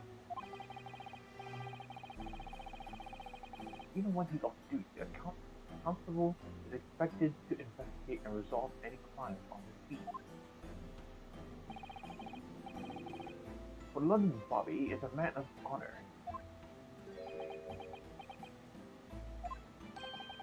And a man of slumber. On the day in question, this man and his wife were walking down Briar Road in the opposite direction, and they witnessed the incident as it occurred. Is that not correct, Mr. P? That's right, sir. Isn't it, Rolly? Rolly, I don't know how to say it. Rolly. Okay, Rolly. Constable Rolly beat, sir. Nothing to report on the street, sir. What a great witness he's going to be. Very good. I'd like to hear your formal testimony now, please. You will tell the court exactly what you saw on the afternoon of the incident. Yes, sir. After a quick nap. Okay, before we get to the witness testimony, I'm going to go to the bathroom real quick. Okay. And you I probably might got, as well just feed. and you probably got I'll probably feed your multi- cat. So, I guess we're doing. Yeah, I guess in that case, I guess we're doing a break at the moment then. yeah, because I'm pretty sure we're not going to get... I swear to God, if we get through this and there's another beat continue this early, I'm going to be fucking pissed. So, but I do need to go to the bathroom regardless, so... Anyways, guys, we'll be back shortly. Stay tuned.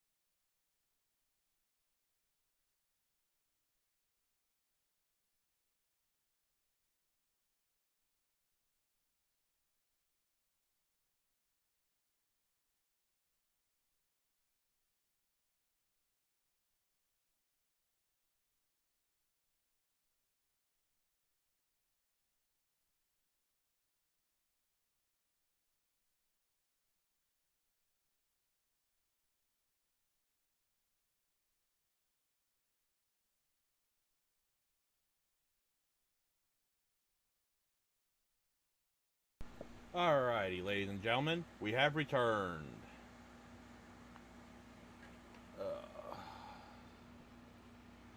Alright. There we go for about another 2 hours or until we reach a to be continued point. Okay. What the witnesses saw. It was our wedding anniversary and well,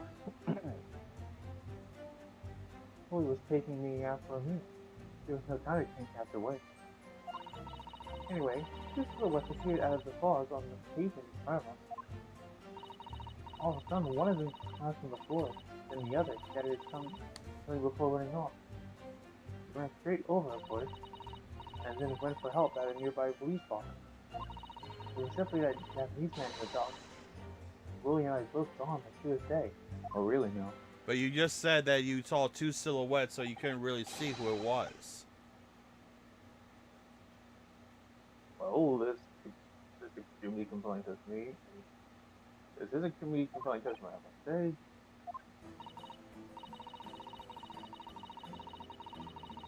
Oh dear. These men and his wife are named have positively identified him as doing it. But if this is true, the alternative course of events that you established is information why. Wow. You know, it seems like every time we take a break, your mic goes weird. It mumbles your wording. Don't understand your mic. I didn't do anything to it either.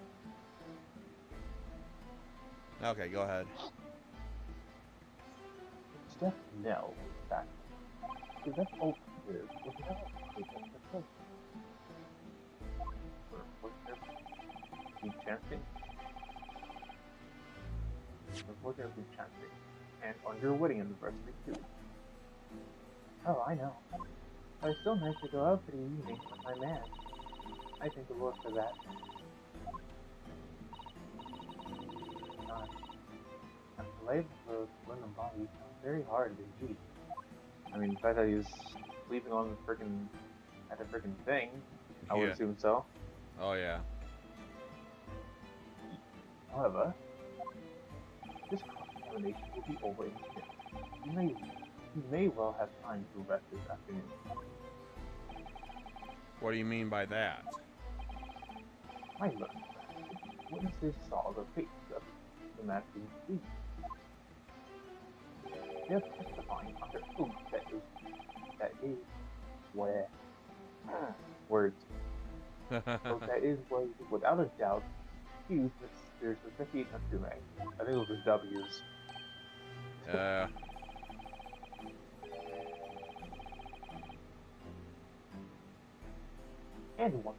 And one of these witnesses is a policeman, no less.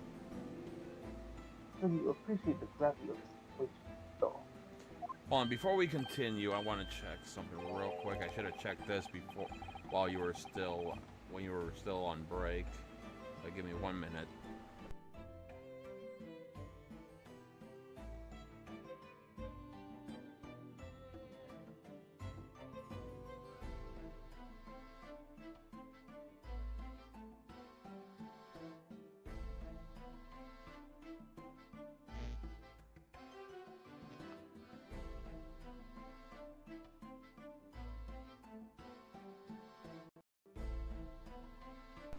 Okay, I just wanted to be sure that we're not having problems with your voice coming through the stream this time.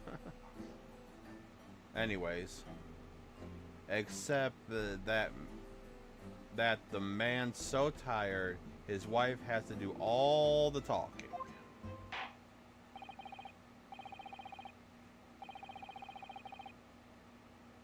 No preamble. Counsel for the defense.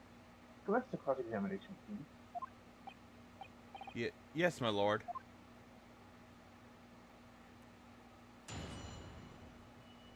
Okay. Wedding anniversary. No time to change after work. Two still appeared.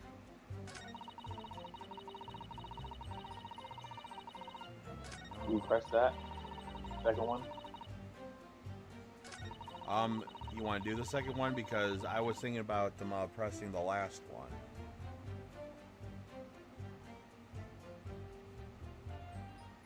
I mean, I guess we can do the last one first. Yeah, because it says, I mean, actually, let's press the second one first.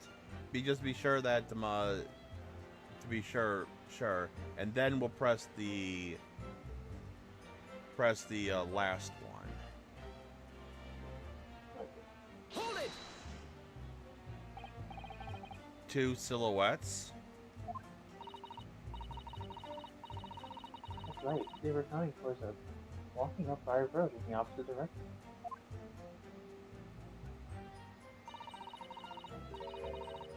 There's a red blonde figure followed by a scrawny, thin-looking man.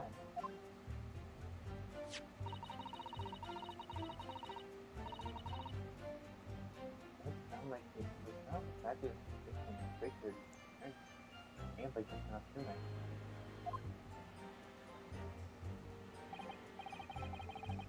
Yes, unfortunately it does. At the time, there was nobody else nearby. Yes, quite certain. It was dark, but there are streetlights on Fire Road, you see. There was nobody else around at all. Isn't that right, my Tom? Okay.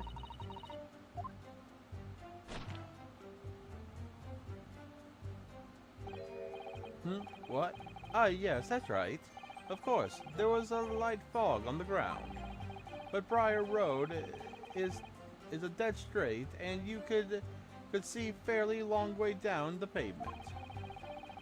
And then there's the street lighting as well. I didn't see any other pedestrians. Before Steve firm hold you. Correct. Before Steve takes a firm hold, your answer, please. Mr. Beat? I'm not quite sure of what you just said. Yes, sir.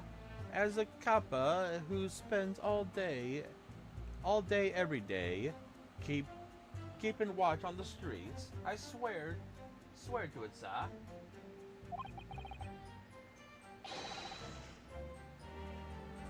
Then, wait, if he does it all day every day, how much time does he have to see his wife? That's a very good question. Maybe just enough to sleep. Yeah, but like, wow. I'm sure, as my love for Patricia is true. It must be hard to have like a relationship like that if you were a Bobby in this time. Oh yeah. Oh, Pat. Oh well. Jeez. I mean, that's not the first kind of like freaking couple in freaking Ace Attorney. It definitely won't be the last. Nope, I got that right. They're still maintaining there were no one else around other than the victim and the attacker. It's starting to seem like that must be how it really happened. It may seem like there's nowhere to run. Well, that didn't stop Mr. Natsume, did it? He fled the scene all too convincingly.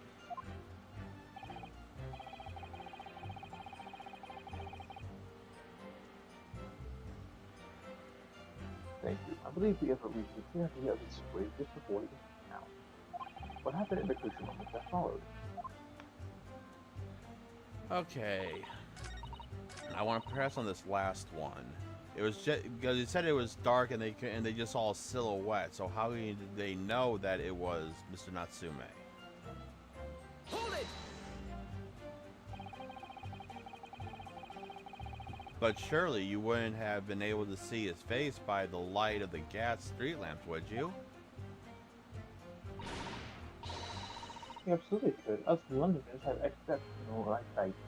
I'll have you know. Right, and you're also trying to kill your husband. The light from the street lamps was more than enough. And my husband already told you that the fog was only light, didn't he? Huh. Yes, and what of the fog? famous for it across the globe, I believe. But it's an absolute menace to those of us who have to live within the forest. Oh, it is. When it's thick, you can't even see his hand at the end of your own arm. Yes, alright. I take your point. Now can you stop shaking your husband about? Most of frogs make their eyes very sharp to see. That's why we can tell. See for sure and certain that is little Japanese man we saw. Can't we, darling? Dang, poor guy. I feel sorry for him. By the way, why is he eating his strap?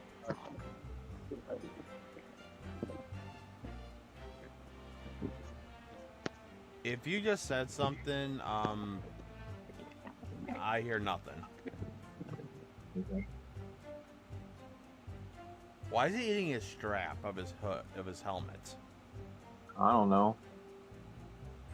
I mean, I know he's tired. What? Yes.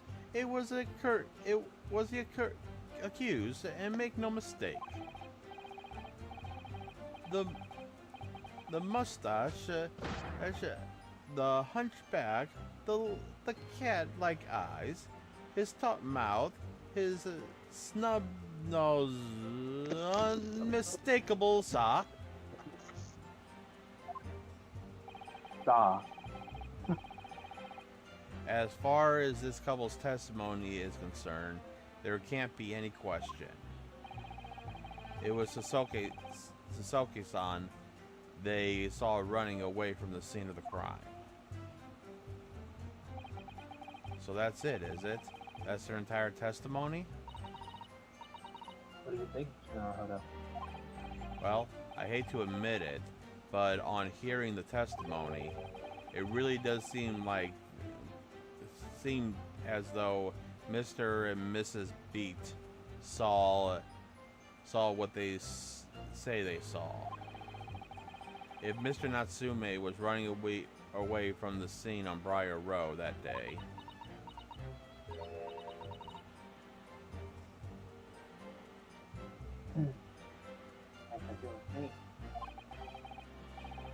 so if that's true, where does it leave us? That leaves us in a bind. Yep, got that right, like always.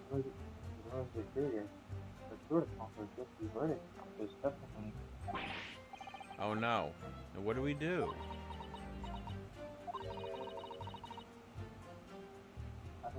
Here. What are you trying to say? We're trying to find a contradiction somewhere else. In your testimony. Okay, so you gotta find evidence. Yep. What do you mean, somewhere else? Things about things included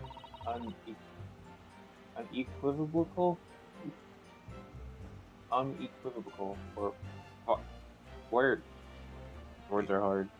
Yep, got that right.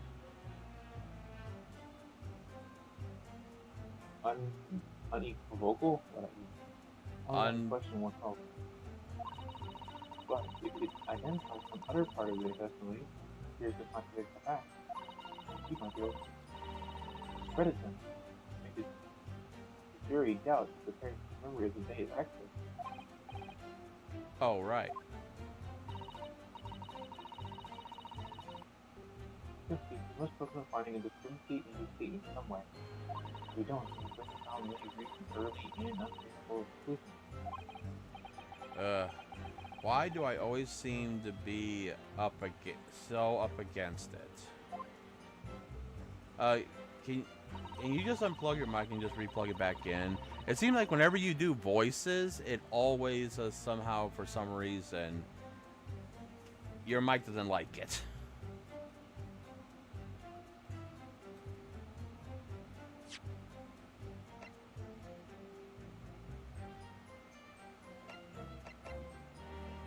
Alright, well, while he's doing that, going to...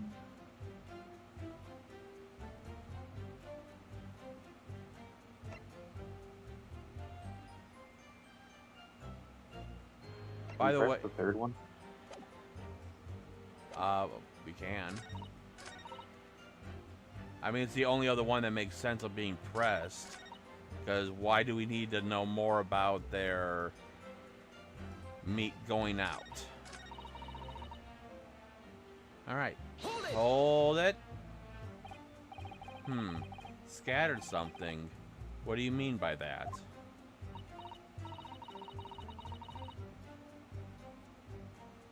Oh, well, I couldn't quite make out what it was at the time. Then as we got closer, we realized what it was. Didn't we, darling? I think it's important that. Yeah. What? Ah, yes, that's right. It was some old books.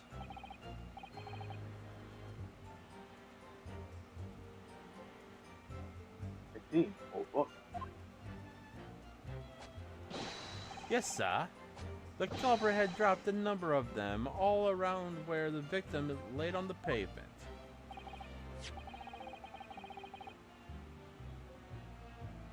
Actually figured in his photograph.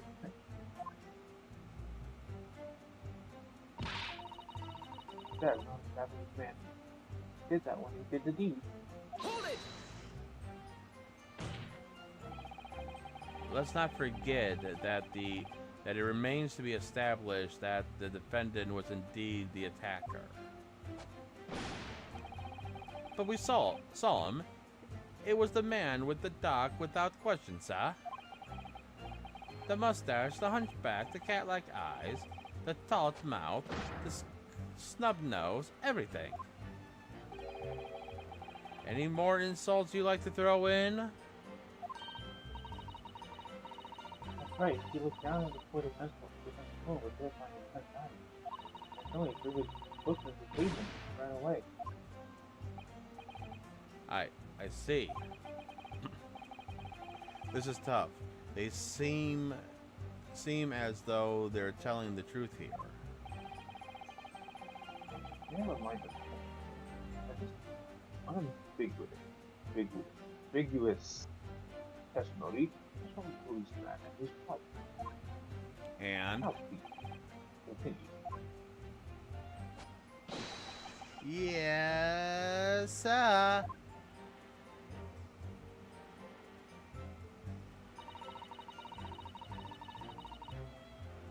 Now let's do the fourth one. Yeah. Hold it! Do this one. Was it your husband who went to fetch help? No, I went. I may not be a police officer myself, but I understand why the wrong. What kind of right me from? But you don't. If it's a police police box, are citizens allowed to use it, or is that their version of calling 911?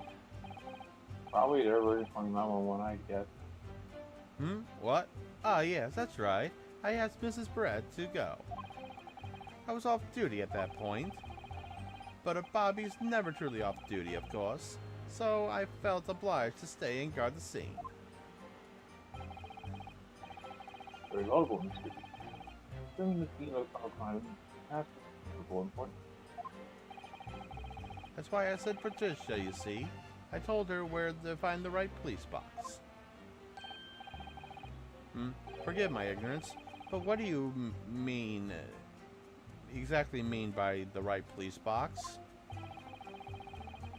Depends on the crime's location, you see, as to who deals with it. Where the woman was stabbed wasn't actually on my beat, so I told Patricia the way to the police box for the beat the incident fell under, so she could go and report it. I ran it as quickly as I could and asked for help. The Bobby on duty. There's something more funny than a young couple in love working together, you know? I think that's the response, but this was quickly resolved after a few muddled words.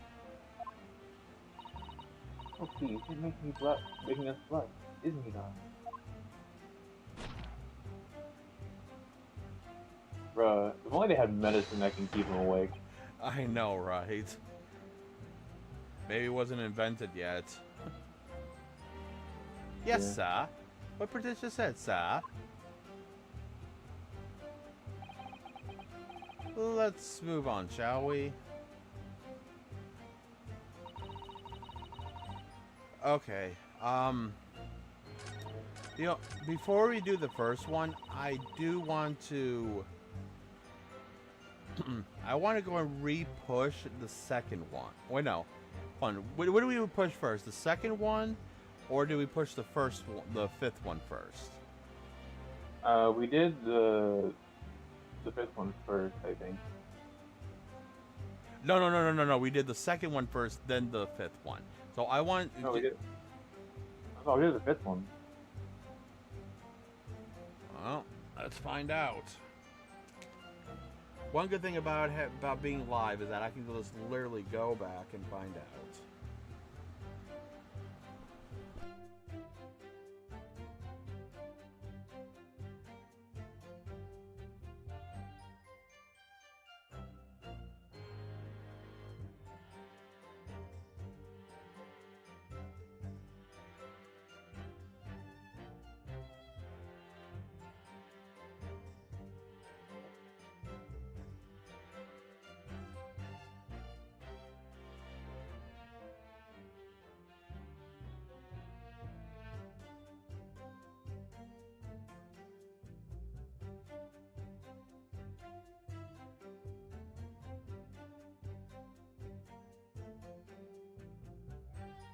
Okay, no, we did press the second one first, and then we did the fifth.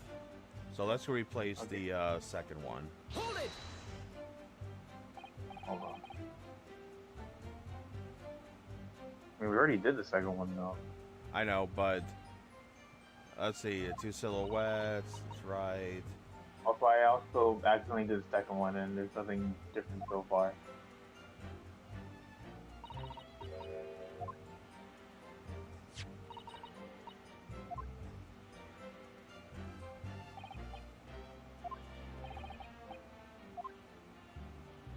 Yeah, there's nothing different. Okay. I'll also do the first one. That's the only thing we have to do, that we can do. Yeah, just let me get through this real quick.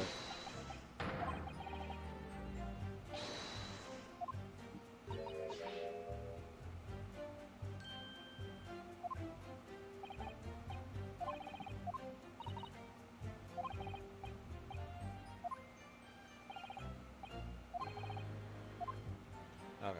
I just didn't know if something else was gonna pop up. Sometimes you gotta press a certain one and then go back.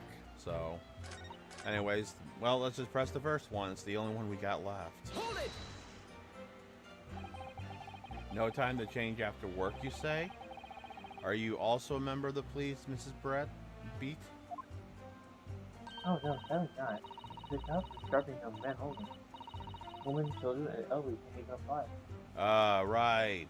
The old day where women are housewives and they're to petite or whatever they call it, that they can't. No, women can't do jobs because they're not. How do they used to say it? They're. Well, regardless, it's the whole gender sexist thing that women are housewives while the men go out and do the work. Well, I can think you probably see why children and the elderly can't do the job. Hold on, let me read. I know women, children, and the elder. Okay. Well, I think you can probably see why children and the elderly can't do the job, can't you? I think Bully is so ever so handsome in his uniform. Usually down the ground, doesn't come. God, his bones. How is they not broken at this point? Oh, I also just noticed his hat is messed up. Oh yeah, it is. What? Ah, I just finished my beat. Pat and I are heading back to the station, and I was actually planning on getting changed there. Oh, static from your end. Oh, just gotta love technology. It's like he's talking in his sleep. This is creepy.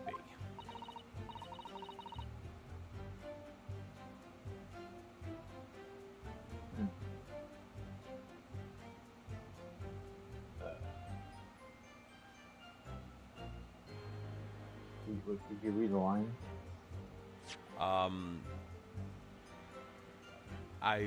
Which line? Oh. I'm on, oh no, Rolly with Patricia.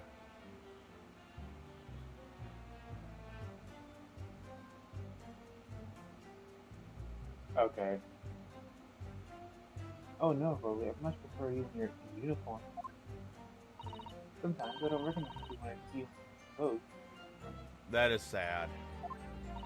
Dear, that doesn't seem healthy. Kindly ask you to the place. You're going for a meal after you fix your feet for the day, correct? That's right, sir. Yes, although I was fit to drop, to be honest, after spending the whole day on my feet. But policing is my life, sir. As long as I'm the proud owner of this, I'll serve my city and my queen to the end. What's that now? My one card, sir. Proof I am a London copper. It has been a noble founding principle of the force written on it as a reminder to all of us policemen of our sworn duty to patrol the streets of London town and uphold the peace of the common man. Sir, and for such a noble cause, I cover 20 miles every single day without fail and without a grumble. Because I know that the plodding of my boots is all Londoners need to hear to feel safe and secure.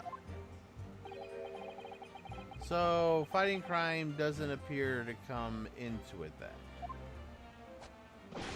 But sir, I just on that one particular day, I was looking forward to celebrating my wedding anniversary. Mrs. Bread put up with a lot of being married to a bobby like me. I wanted to show my dear wife just how much I care. Oh, Pat. Dang, it must be rough though. Oh yeah. Like, what do you say? Like 20 miles, like every day? Was it? Yeah, 20 miles. Yeah, 20 miles every single day without fail. Like, what the heck, man? Oh, Pat. Oh, Rolly. Ugh. Oh, what a charming couple. The young love is such a joy to behold. Yeah.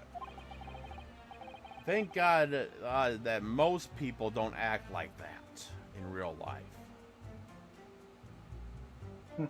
If a little over the top, perhaps.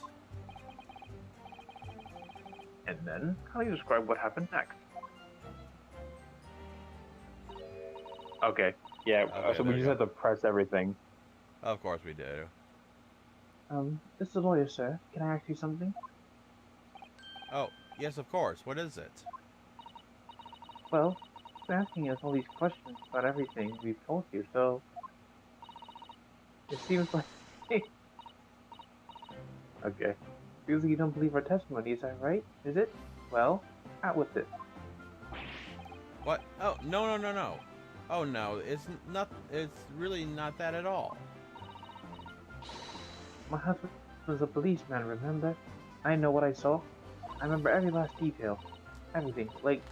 Oh, I know. What about the books the man dropped? I could read the name of every single one. I could, every single one. And you dare to question how my testimony is?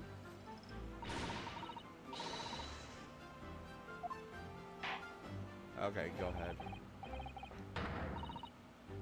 Okay. I just read the one there. Your question how reliable my testimony is. That will do, Mr. Beat. No, it will not do at all. That Japanese lawyer has no idea what I'm capable of. Even I decided to forgive him for insulting us. Don't think for a minute that Rolly will. I really didn't mean to offend. Please put your husband's fists down.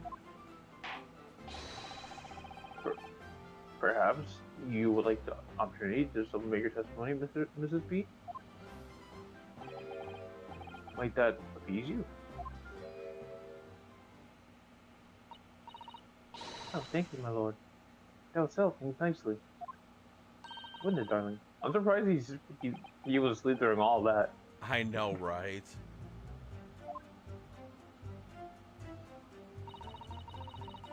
Okay. Yep, and then we got to press. Oh. Yeah. Oh, it was something new. So, okay. And also, this is the sixth testimony. Yeah. So, what's the names? Yeah, exactly. If you know what they are, tell us what they are. Yes, we know that there were books dropped at the scene of the crime, as you say. Those were purchased by the accused in the nearby second-hand bookshop of the day in question. After I'd been to the police box for help, I decided to have a good look over the area for a good measure. I'm a proud policeman's wife after all. I did it for Rosie. Oh, brother.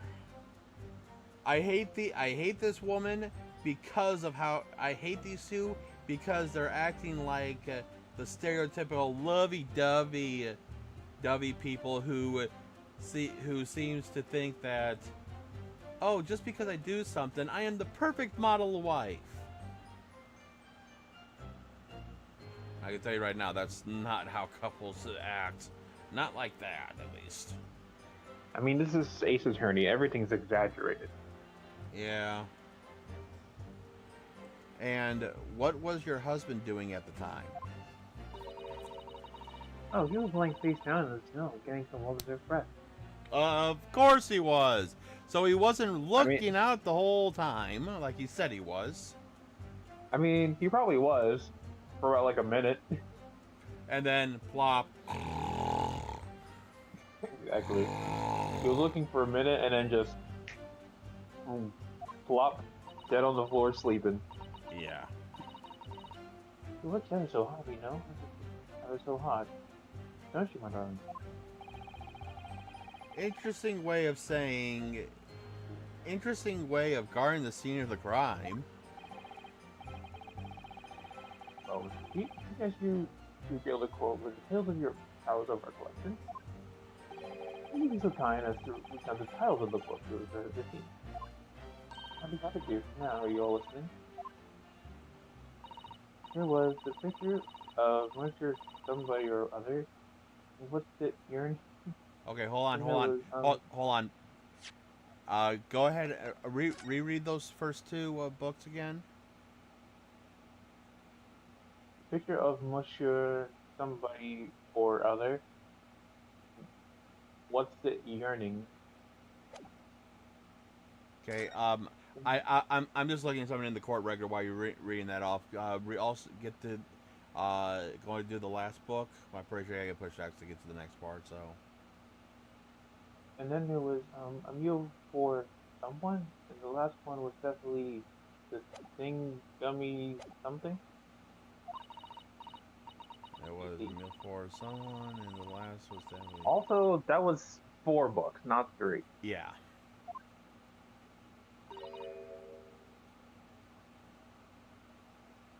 Okay, go ahead. It's you. Oh, UC is the only. Okay, no. Okay. Yes, I see there are 1 or 2 holes in your memory. Oh, well, they were along those lines, I'm quite sure. They're in. No, that was you. No, they were. Indeed, books now that the titles along those lines, I suppose. Well, what did I tell you? I think it's very mean the way you replying that my testimony can't be trusted if you agreed on it. Where do you get the... Well, he isn't his police officer, so obviously he I has know, a but gun. bro, how do you know he? Okay, Yeah. I'm surprised you can hear all this like sleeping. Anyone who upsets my Patricia will have to answer to me, too. After a quick nap. Never mind. Yes, she really is. So that's it. That's their entire testimony. What do you think? Heard them? Well, I hate to admit it, but hearing the testimony, it really does seem as though Mr. and Miss... Okay, we read that. Mr. Natsume was running away from the scene of fire that day. Yeah. That's to feel the same, so that's true. Then where does it leave us? Okay. Cosmo was here, blah, blah, blah. Okay. So obviously it has to do with the last one. Okay. Alright. Yeah, it's gonna be the last one. Oh, wait, I'm an idiot! We didn't have to What? press that. Why? Read that the section right there. Read that Oh, last 4 statement. books. You dropped that to see. Second-hand book receipt. Objection! Objection! So you're saying there were 4 books? Right, I remember all of them. I think I'm not sure somebody looked at your I'm healed for someone and thing gonna be something?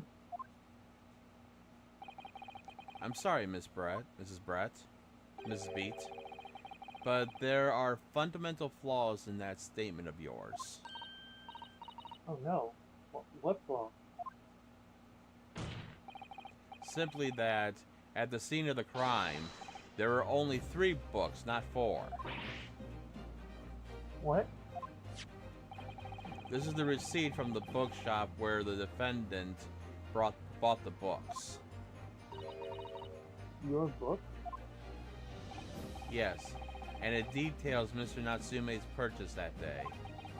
But as you can see, only 3 books are listed. Only 3, but no, that can't be. I've never seen them. There were 4 books, I tell you. 4 dirty old books. Oh, really? And have a good look at this photographic print of the scene of the crime. As you can see clearly from this evidence as well, there are only 3 books. I don't believe it. I saw them there. I swear, I saw them. No, madam. I'm afraid your powers of observation cannot be relied on. So it cannot be denied that though you say it was the defendant you saw, you could be very well be mistaken. Oh no. Oh no. Oh dang, he just freaking passed out. Yep. And now he's somehow back on his feet. Yeah. Oh.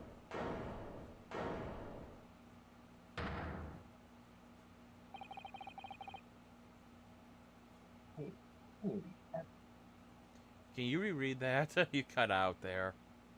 Plainly evident There we go. that it is your powers of deduction, not be relied upon. I learned deep on.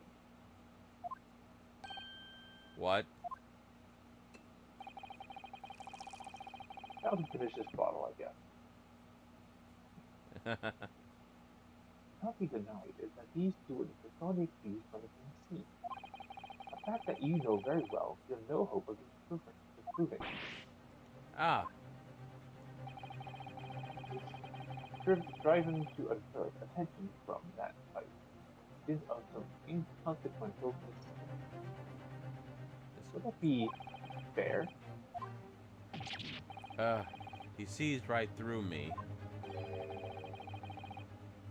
The plan has somewhat recoiled. Okay, I don't know if you need to reset Discord or something, but you're really fading out. It's like I'm hearing almost every other word at this point. I don't know. Like, You see, now you're fine because you're speaking normally, but then it's like your mic does not like you doing voices. Especially ever since we got back.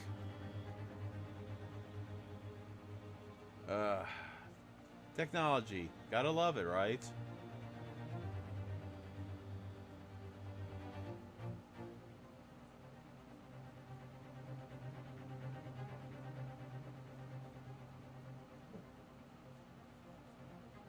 oh, you read the line? What are you talking about? Quite simple. Let me explain what a toast. The policeman's wife and her entirely accurate testimony. In every respect. Oh.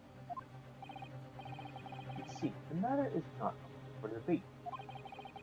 At the scene of Fire Road, a total of 4 books were most definitely found. And we're just hearing about this. Why? But what about this photographic print? It only shows 3 books. Oh, let me take a wild guess. The 4th book is hiding on the other side of the body. Right. It's frequently seen in that print. That print? You mean to say... By the way, that does have alcohol in it, or it wouldn't be flaring up like that. Oh. Well, there was another. One that shows the victim's mouth. Why didn't you show it? Was the guy hungry? Wait. Look at the title and look what happened to the book. Wait. That's burnt. Yeah, and it's also called The Lion's Pride. Interesting. Very interesting. That can only mean one thing. He's a thief. She's a thief. Well, I wouldn't say she's a thief. I don't believe it. It's the 4th book.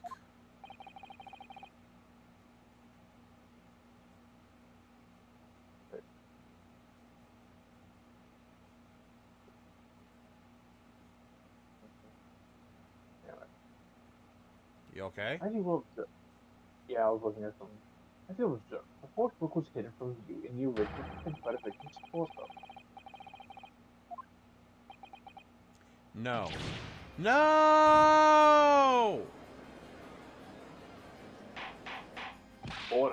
Order! There, you see? Look at that. Look! Yes, hold on. Okay. Yes. It's just like I said. This isn't my time. Yes, sir. Patricia's all right, sir.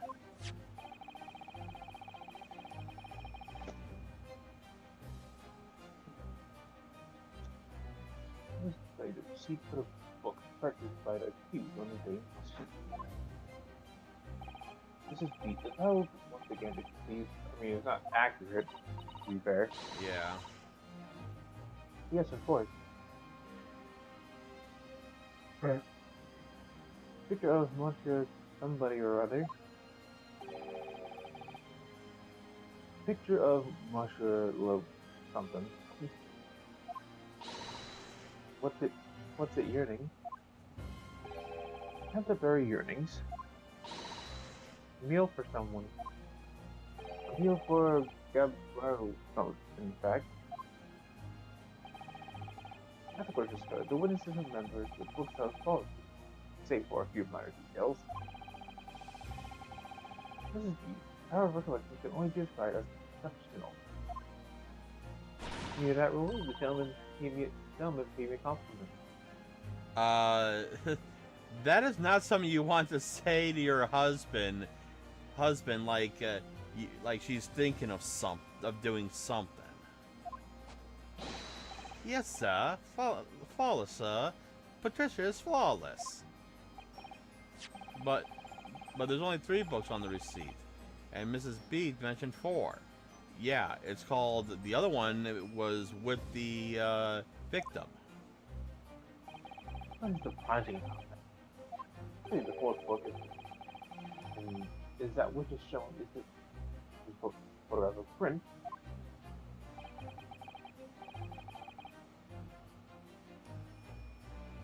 Yep. Counsel, but this does not seem odd. Why should the 4th book be in the different than the receipt? It's not odd at all, my lord.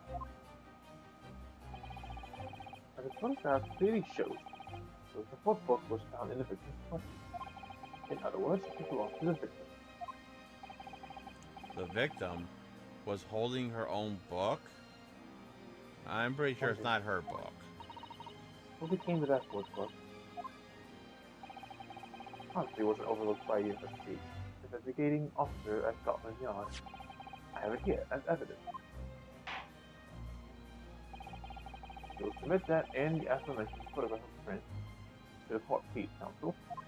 I don't know why it wasn't to begin with, but okay. My pleasure, my lord. Second we got crime scene photo. the 4th book. And I think we should look. And then we gotta see the book. Yep.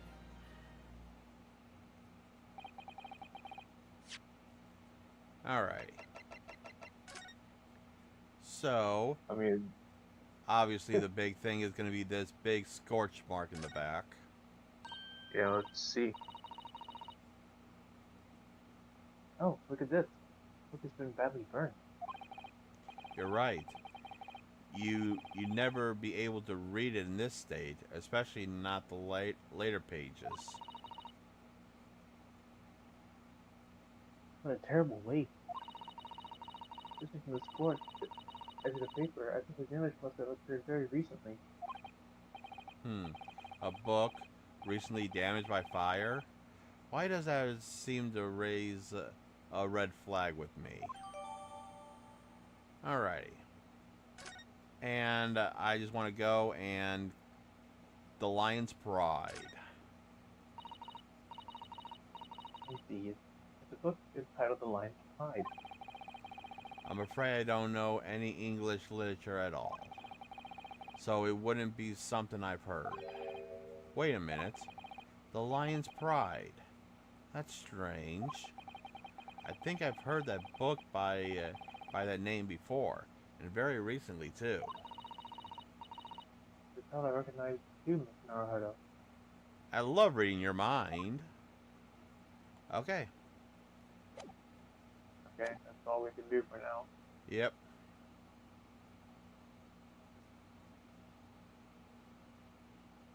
I think you should rest. I have something further to add. What? I'm surprised, my learned friend. But your resistance until now has been in vain. Entertaining, yes, but futile. The spurious, longer route to the accuser's lodging that you try to establish in your submission examination, and the attempted discrediting of the witness's powers of recollection in your cross-examination. I have a feeling I know exactly what happened. Although it's going to take a minute to get there. Futile?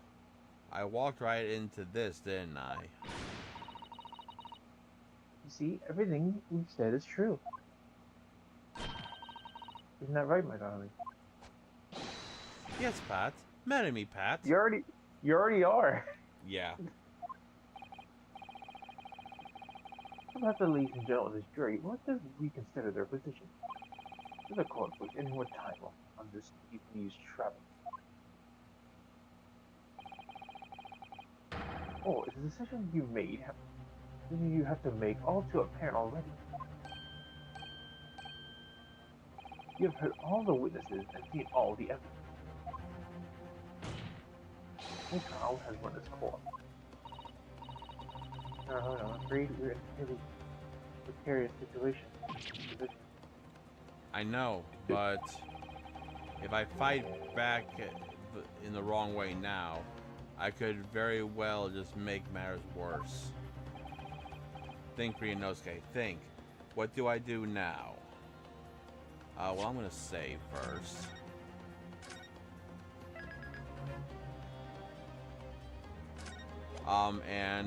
Obviously we're going to raise an objection. Objection! I'm not done yet. No, my little friend. It's over. That last cross-examination was your final chance to establish a credible defense, and you failed. The die has been cast. There is no more room for debate. Well, it might be over as far as you're concerned, but I can't think of what to say. I may move on to it seems somewhat forced to close down the debate at this point. You think there's anything in the Eastern Isle? Isle must be a Yeah, lawless hold too. yeah, it is Isle. Although we used to show us have this audacity to intervene at a moment like this. Oh.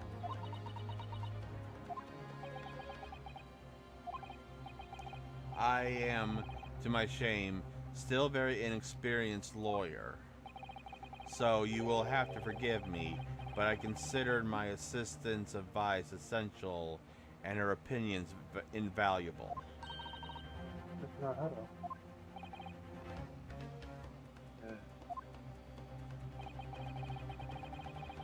One of this land's great guiding principles is tolerance. So the court will hear you. Go ahead, Mrs. Sato, please. Very well. Wait, what insight can you give us? What have we all overlooked in this matter that you seem fit to proceed further? Well, Morris was presented with evidence, but only after the last cross-examination finished. You believe that this new evidence warrants further examination, do you? Naruto, what do you think? Just possible that the evidence might be the proof we've been waiting for. The judge is sure to ask the resident jury to announce their ruling in a moment. And of course, he's sure to ask you to explain what the piece of evidence is and why. Let's take this opportunity to examine the newly presented evidence as thoroughly as possible. Yes, I understand, and thank you, Mrs. Sato. This is it. Sato-san's managed to win us one last chance here. I can't let this go to waste. The defense wishes to present evidence, my lord.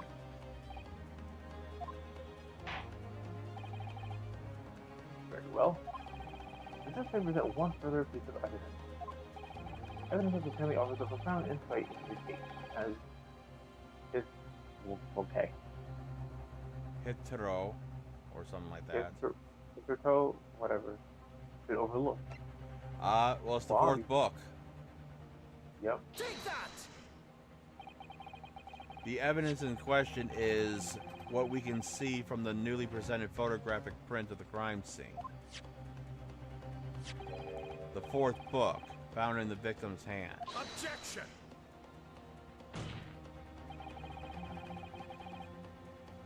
We already discussed the fourth book at length. No, we haven't. Other than it being in the victim's grasp at the time of the incident, significance has been attached to it. Pursuing this matter further would be a flagrant?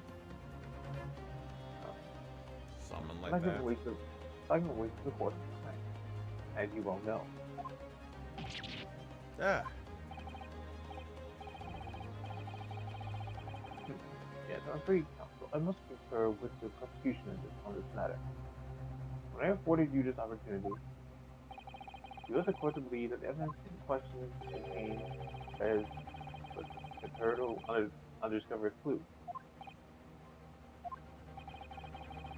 So I must expect you to elaborate on it. You will identify this clue at once. Wait a minute, do I make myself clear?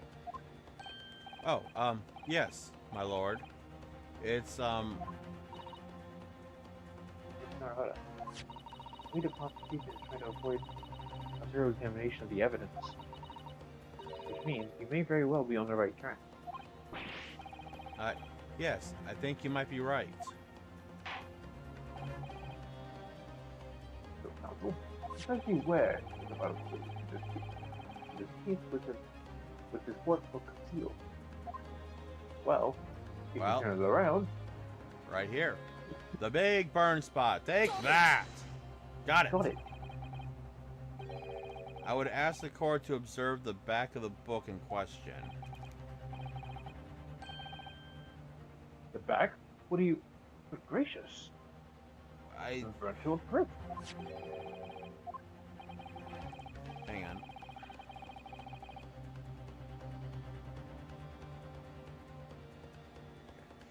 We have to ask ourselves, why was the victim clutching what is clearly an unreadable book? It is undoubtedly an extremely unnatural thing for her to have been doing. Objection! Unnaturally say. And what of it when you... Oh? Where, I can see the point, if it bears no relation to the case, there is nothing to discuss. So, should you wish to assert that fire there is some veiled clue as to what happened that day. Correct, do enlighten us all. What truth does this charge for hide? A charred book. There's just one possibility here, which I can't quite bring myself to rule out. It's an outside chance, certainly, but it's worth a try. And juror number, what is it, 4? Is not gonna like it. Alright, I'll explain my theory.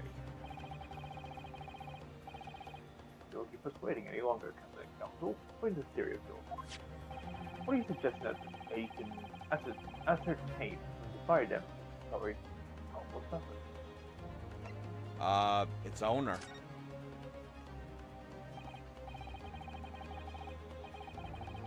My lord, the burn on the back of this book reveals a startling truth about the book's owner. I beg your pardon? But you already know who the book belongs to. The victim was gripping in her hand as she fell to the floor. After all, it's obviously hers. The question is how did this book come to be in the victim's hand has yet to be answered. However,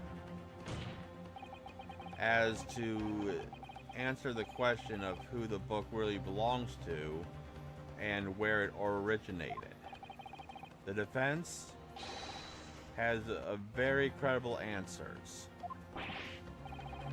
Good gracious, how can you possibly... Very well, I'll play along with you to delay your inevitable demise. But do remember the jury may well burn you if your little gamble does awry. So the defense's response here is very likely to influence the final outcome of this trial. So, Calico, who do you claim is the owner of this confirmed book? Well, that's simple. It's John Garibed. John Garrett. The answer is that book belongs to a couple who owns the house where the defendant has been lodging. A certain Mr. and Mrs. Garibed. The landlords? And whether this is some extraordinary coincidence or some kind of fate at work, I don't know, but of all the people in London, one of the 6 chosen for jury duty in this very court today. It is none other than Mrs. Garibeb herself. Oh my goodness. Yeah, you are.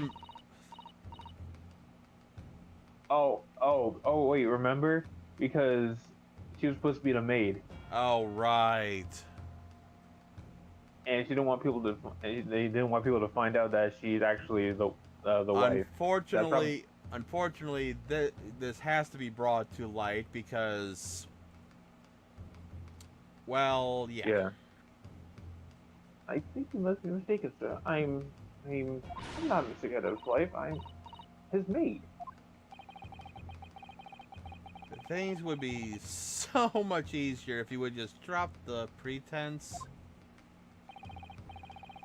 Alright then, how about a simple question for you? Have you ever seen this book in Mr. Garibed's house? I would never presume to know all of the books you read, sir. Objection! This outlandish behavior. This woman is the accused landlady, you say? You implicate this hard-working member of the public. You besmirch her without a shred of evidence. Your actions are unforgivable. Objection! This is not mere conjecture. The defense happens to know that on the day in question, at almost exactly the same time as the victim was stabbed on the pavement below, another incident was taking place in the room on the top floor and Mr. and Mrs. Garibed's house.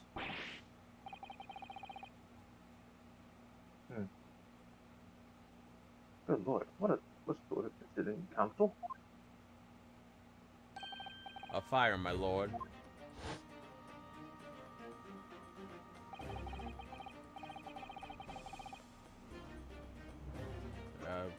Farad having a blink, afraid to say it was. Happened in the blink of an eye, you know. The whole place filled with smoke. Couldn't to see a bally thing. Didn't take long for the fire to spread, of course, but the bodily furniture started going up as well. Worst of all, I lost my favorite, a book called Lion's Pride.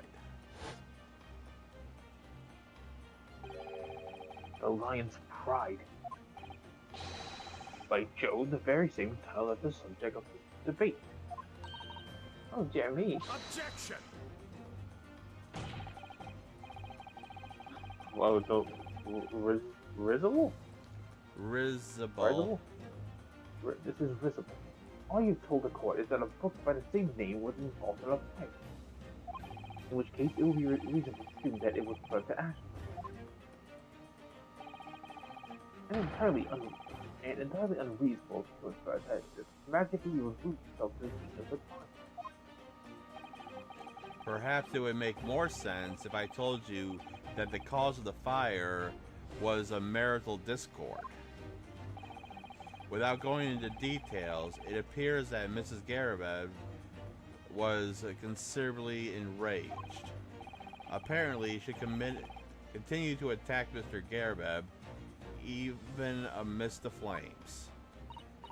Oh, I can't imagine being so hard to the one you love. Can you, Rose? Absolutely not, sir. My Patricia would never raise a finger against me, What? sir. I'm not sure about that. Got that right. All my favorite old novels in that case. But as soon as the fire got a hold of them, that was it. Whoosh! Up like smoke. And then the wife started hurling things at me. There I was, backed up against the window, under a heavy enemy fire.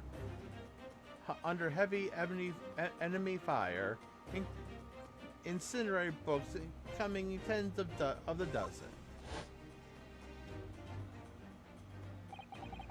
The man had his back up against the window, and he had burning books thrown at him.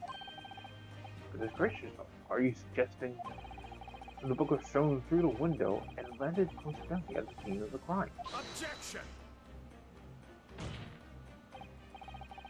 No, a thorough investigation of the surrounding area was conducted the very evening of the incident, and there is no report of the damage of the window pane being broken. Yeah, but it could have been open. Yeah, that's quite true. We also saw no signs of broken glass when we visited the Garabed's house. But it's not conceivable that the window was open at the time in. Not even remotely. Let us not forget the season and the chilling weather that accompanied it. No Londoner will ever leave a window open in the middle of winter unless there's a fire. Yeah, exactly. Like, why would you leave? Like, why would you leave a window open if there's a fire? Exactly. Or why do you leave it closed if there's a fire? You usually open it to let the smoke out.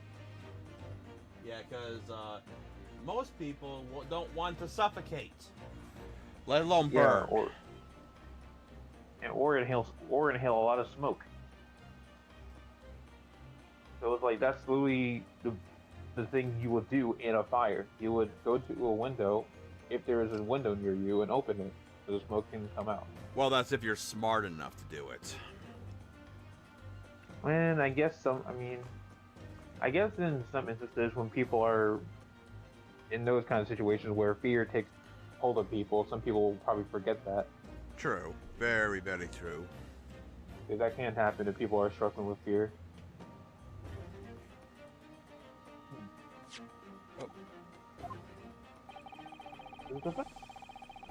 Postulate? Postulate. Postulate. Postulate. The theory is all serious, Counsel. Do you honestly think that the book salvaged the scene and projectile thrown by Mr. Garrett's wife? I believe it's a possibility, my lord. It's quite enough. That's what who says that? Oh. Quite enough. Well, I hope that everyone sees. But what you are now, you little point trickster. You call yourself a lawyer, but you're just a coward, a mean coward. Really? Taking out a little tough that the whole neighborhood all alight honesty. And I'm merely posing as a maid for a police state. How could you? Nothing to do with this easy case, not any of it. All you've done is smear a family's name. And does she just realize that she just literally admitted that she is the wife of Mr. Garrett? Pretty much. No, I assure you, that was never my intention. Starting an upsetting name through the mud, sending to the verdict from your family defense. What the? Why she hit him? I don't know. I should watch it. Yeah, that's what I should do. It's utterly unforgivable. Too right. Here we go. As long as I have sat here now, listening to the naivete sprouting his fancy foreign theories, but think about it. At the end of the day, the only person who could have possibly stabbed the victim is that hunchback with a mustache, and he ran from the scene too. Actually, now that we, if you look, don't they both have a similar mustaches? Natsume and John?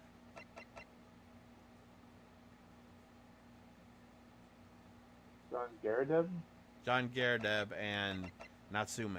Yeah, kinda. I can see it. So, that's a thing we could push to it.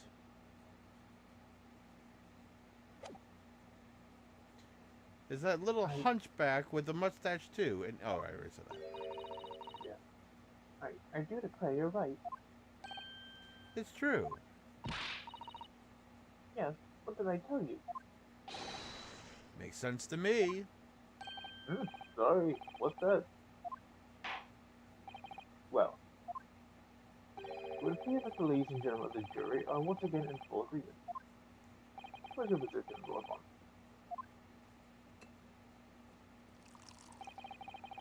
Good my lord, I feel these have been unnecessarily protracted proceedings. But then one must always exercise patience in order to savor the best vintage. No, wait. The mystery of the fourth book still hasn't been. If books are your predilection, my learned friend, study them on your own time. Okay, but here's the thing. If but this is the thing. If for some if this book is important, because what if Mr. Garibeb went and saw the lady pick it up and went to retrieve it, but didn't want to know exactly what happened. So when they put the fire out, he went down and stabbed her to get and try to get the book back. But then, yeah. Why did he stab her just to get one book? Are you questioning? Have you really? Somebody killed for less in these games.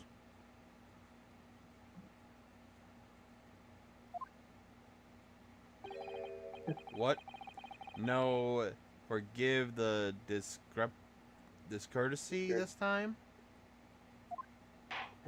Okay, ladies and gentlemen of the jury, you will now state your individual decisions regarding the defendant's culpability for the court to hear. Guilty! Bruh. Guilty. Guilty! Guilty! Guilty! Guilty!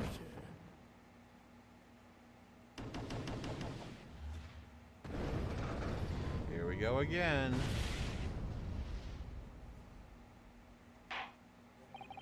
Thank you for that unambiguous response. That's twice now. It's over. Naruto, don't give up. Mrs. Sato? Yes, it's done. The battle's not over yet. You're not suggesting. Another? Okay. Okay. So the defendant has the right to another examination at this point. If looking at the jury to change your mind, you have one more chance. My lord, the defense wish to exercise the right to a summation examination.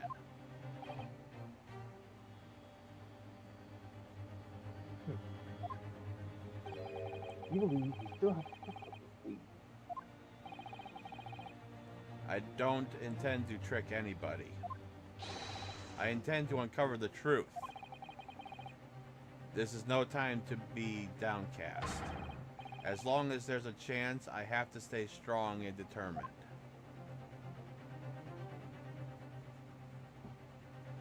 Oh, that works.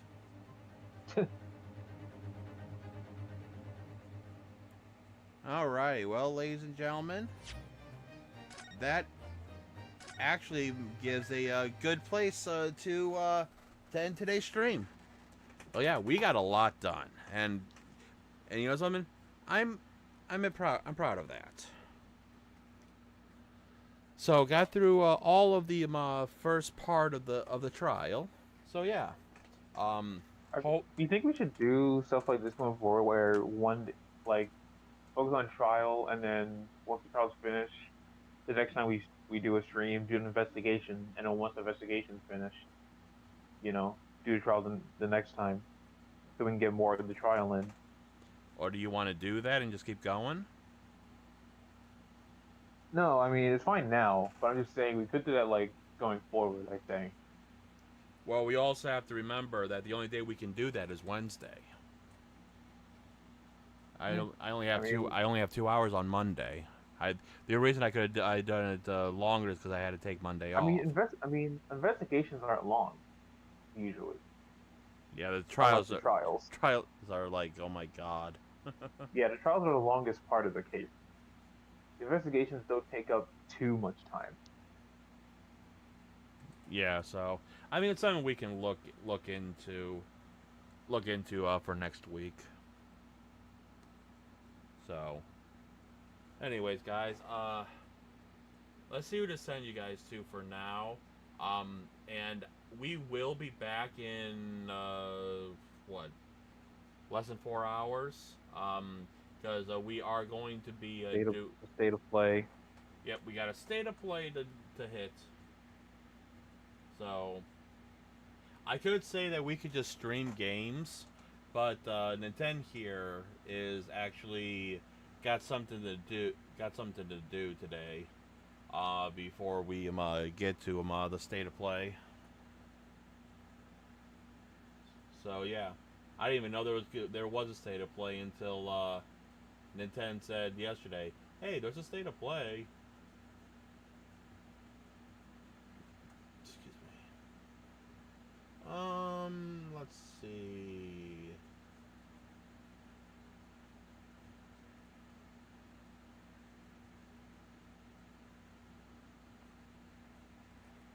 Alrighty. And on top of that, I also need to get something to eat. I only had a snack this morning just to tide me over until after stream. So, all right, ladies and gentlemen, that is going to be it for that's going to be it for today for this. So yeah, we'll see you back this afternoon.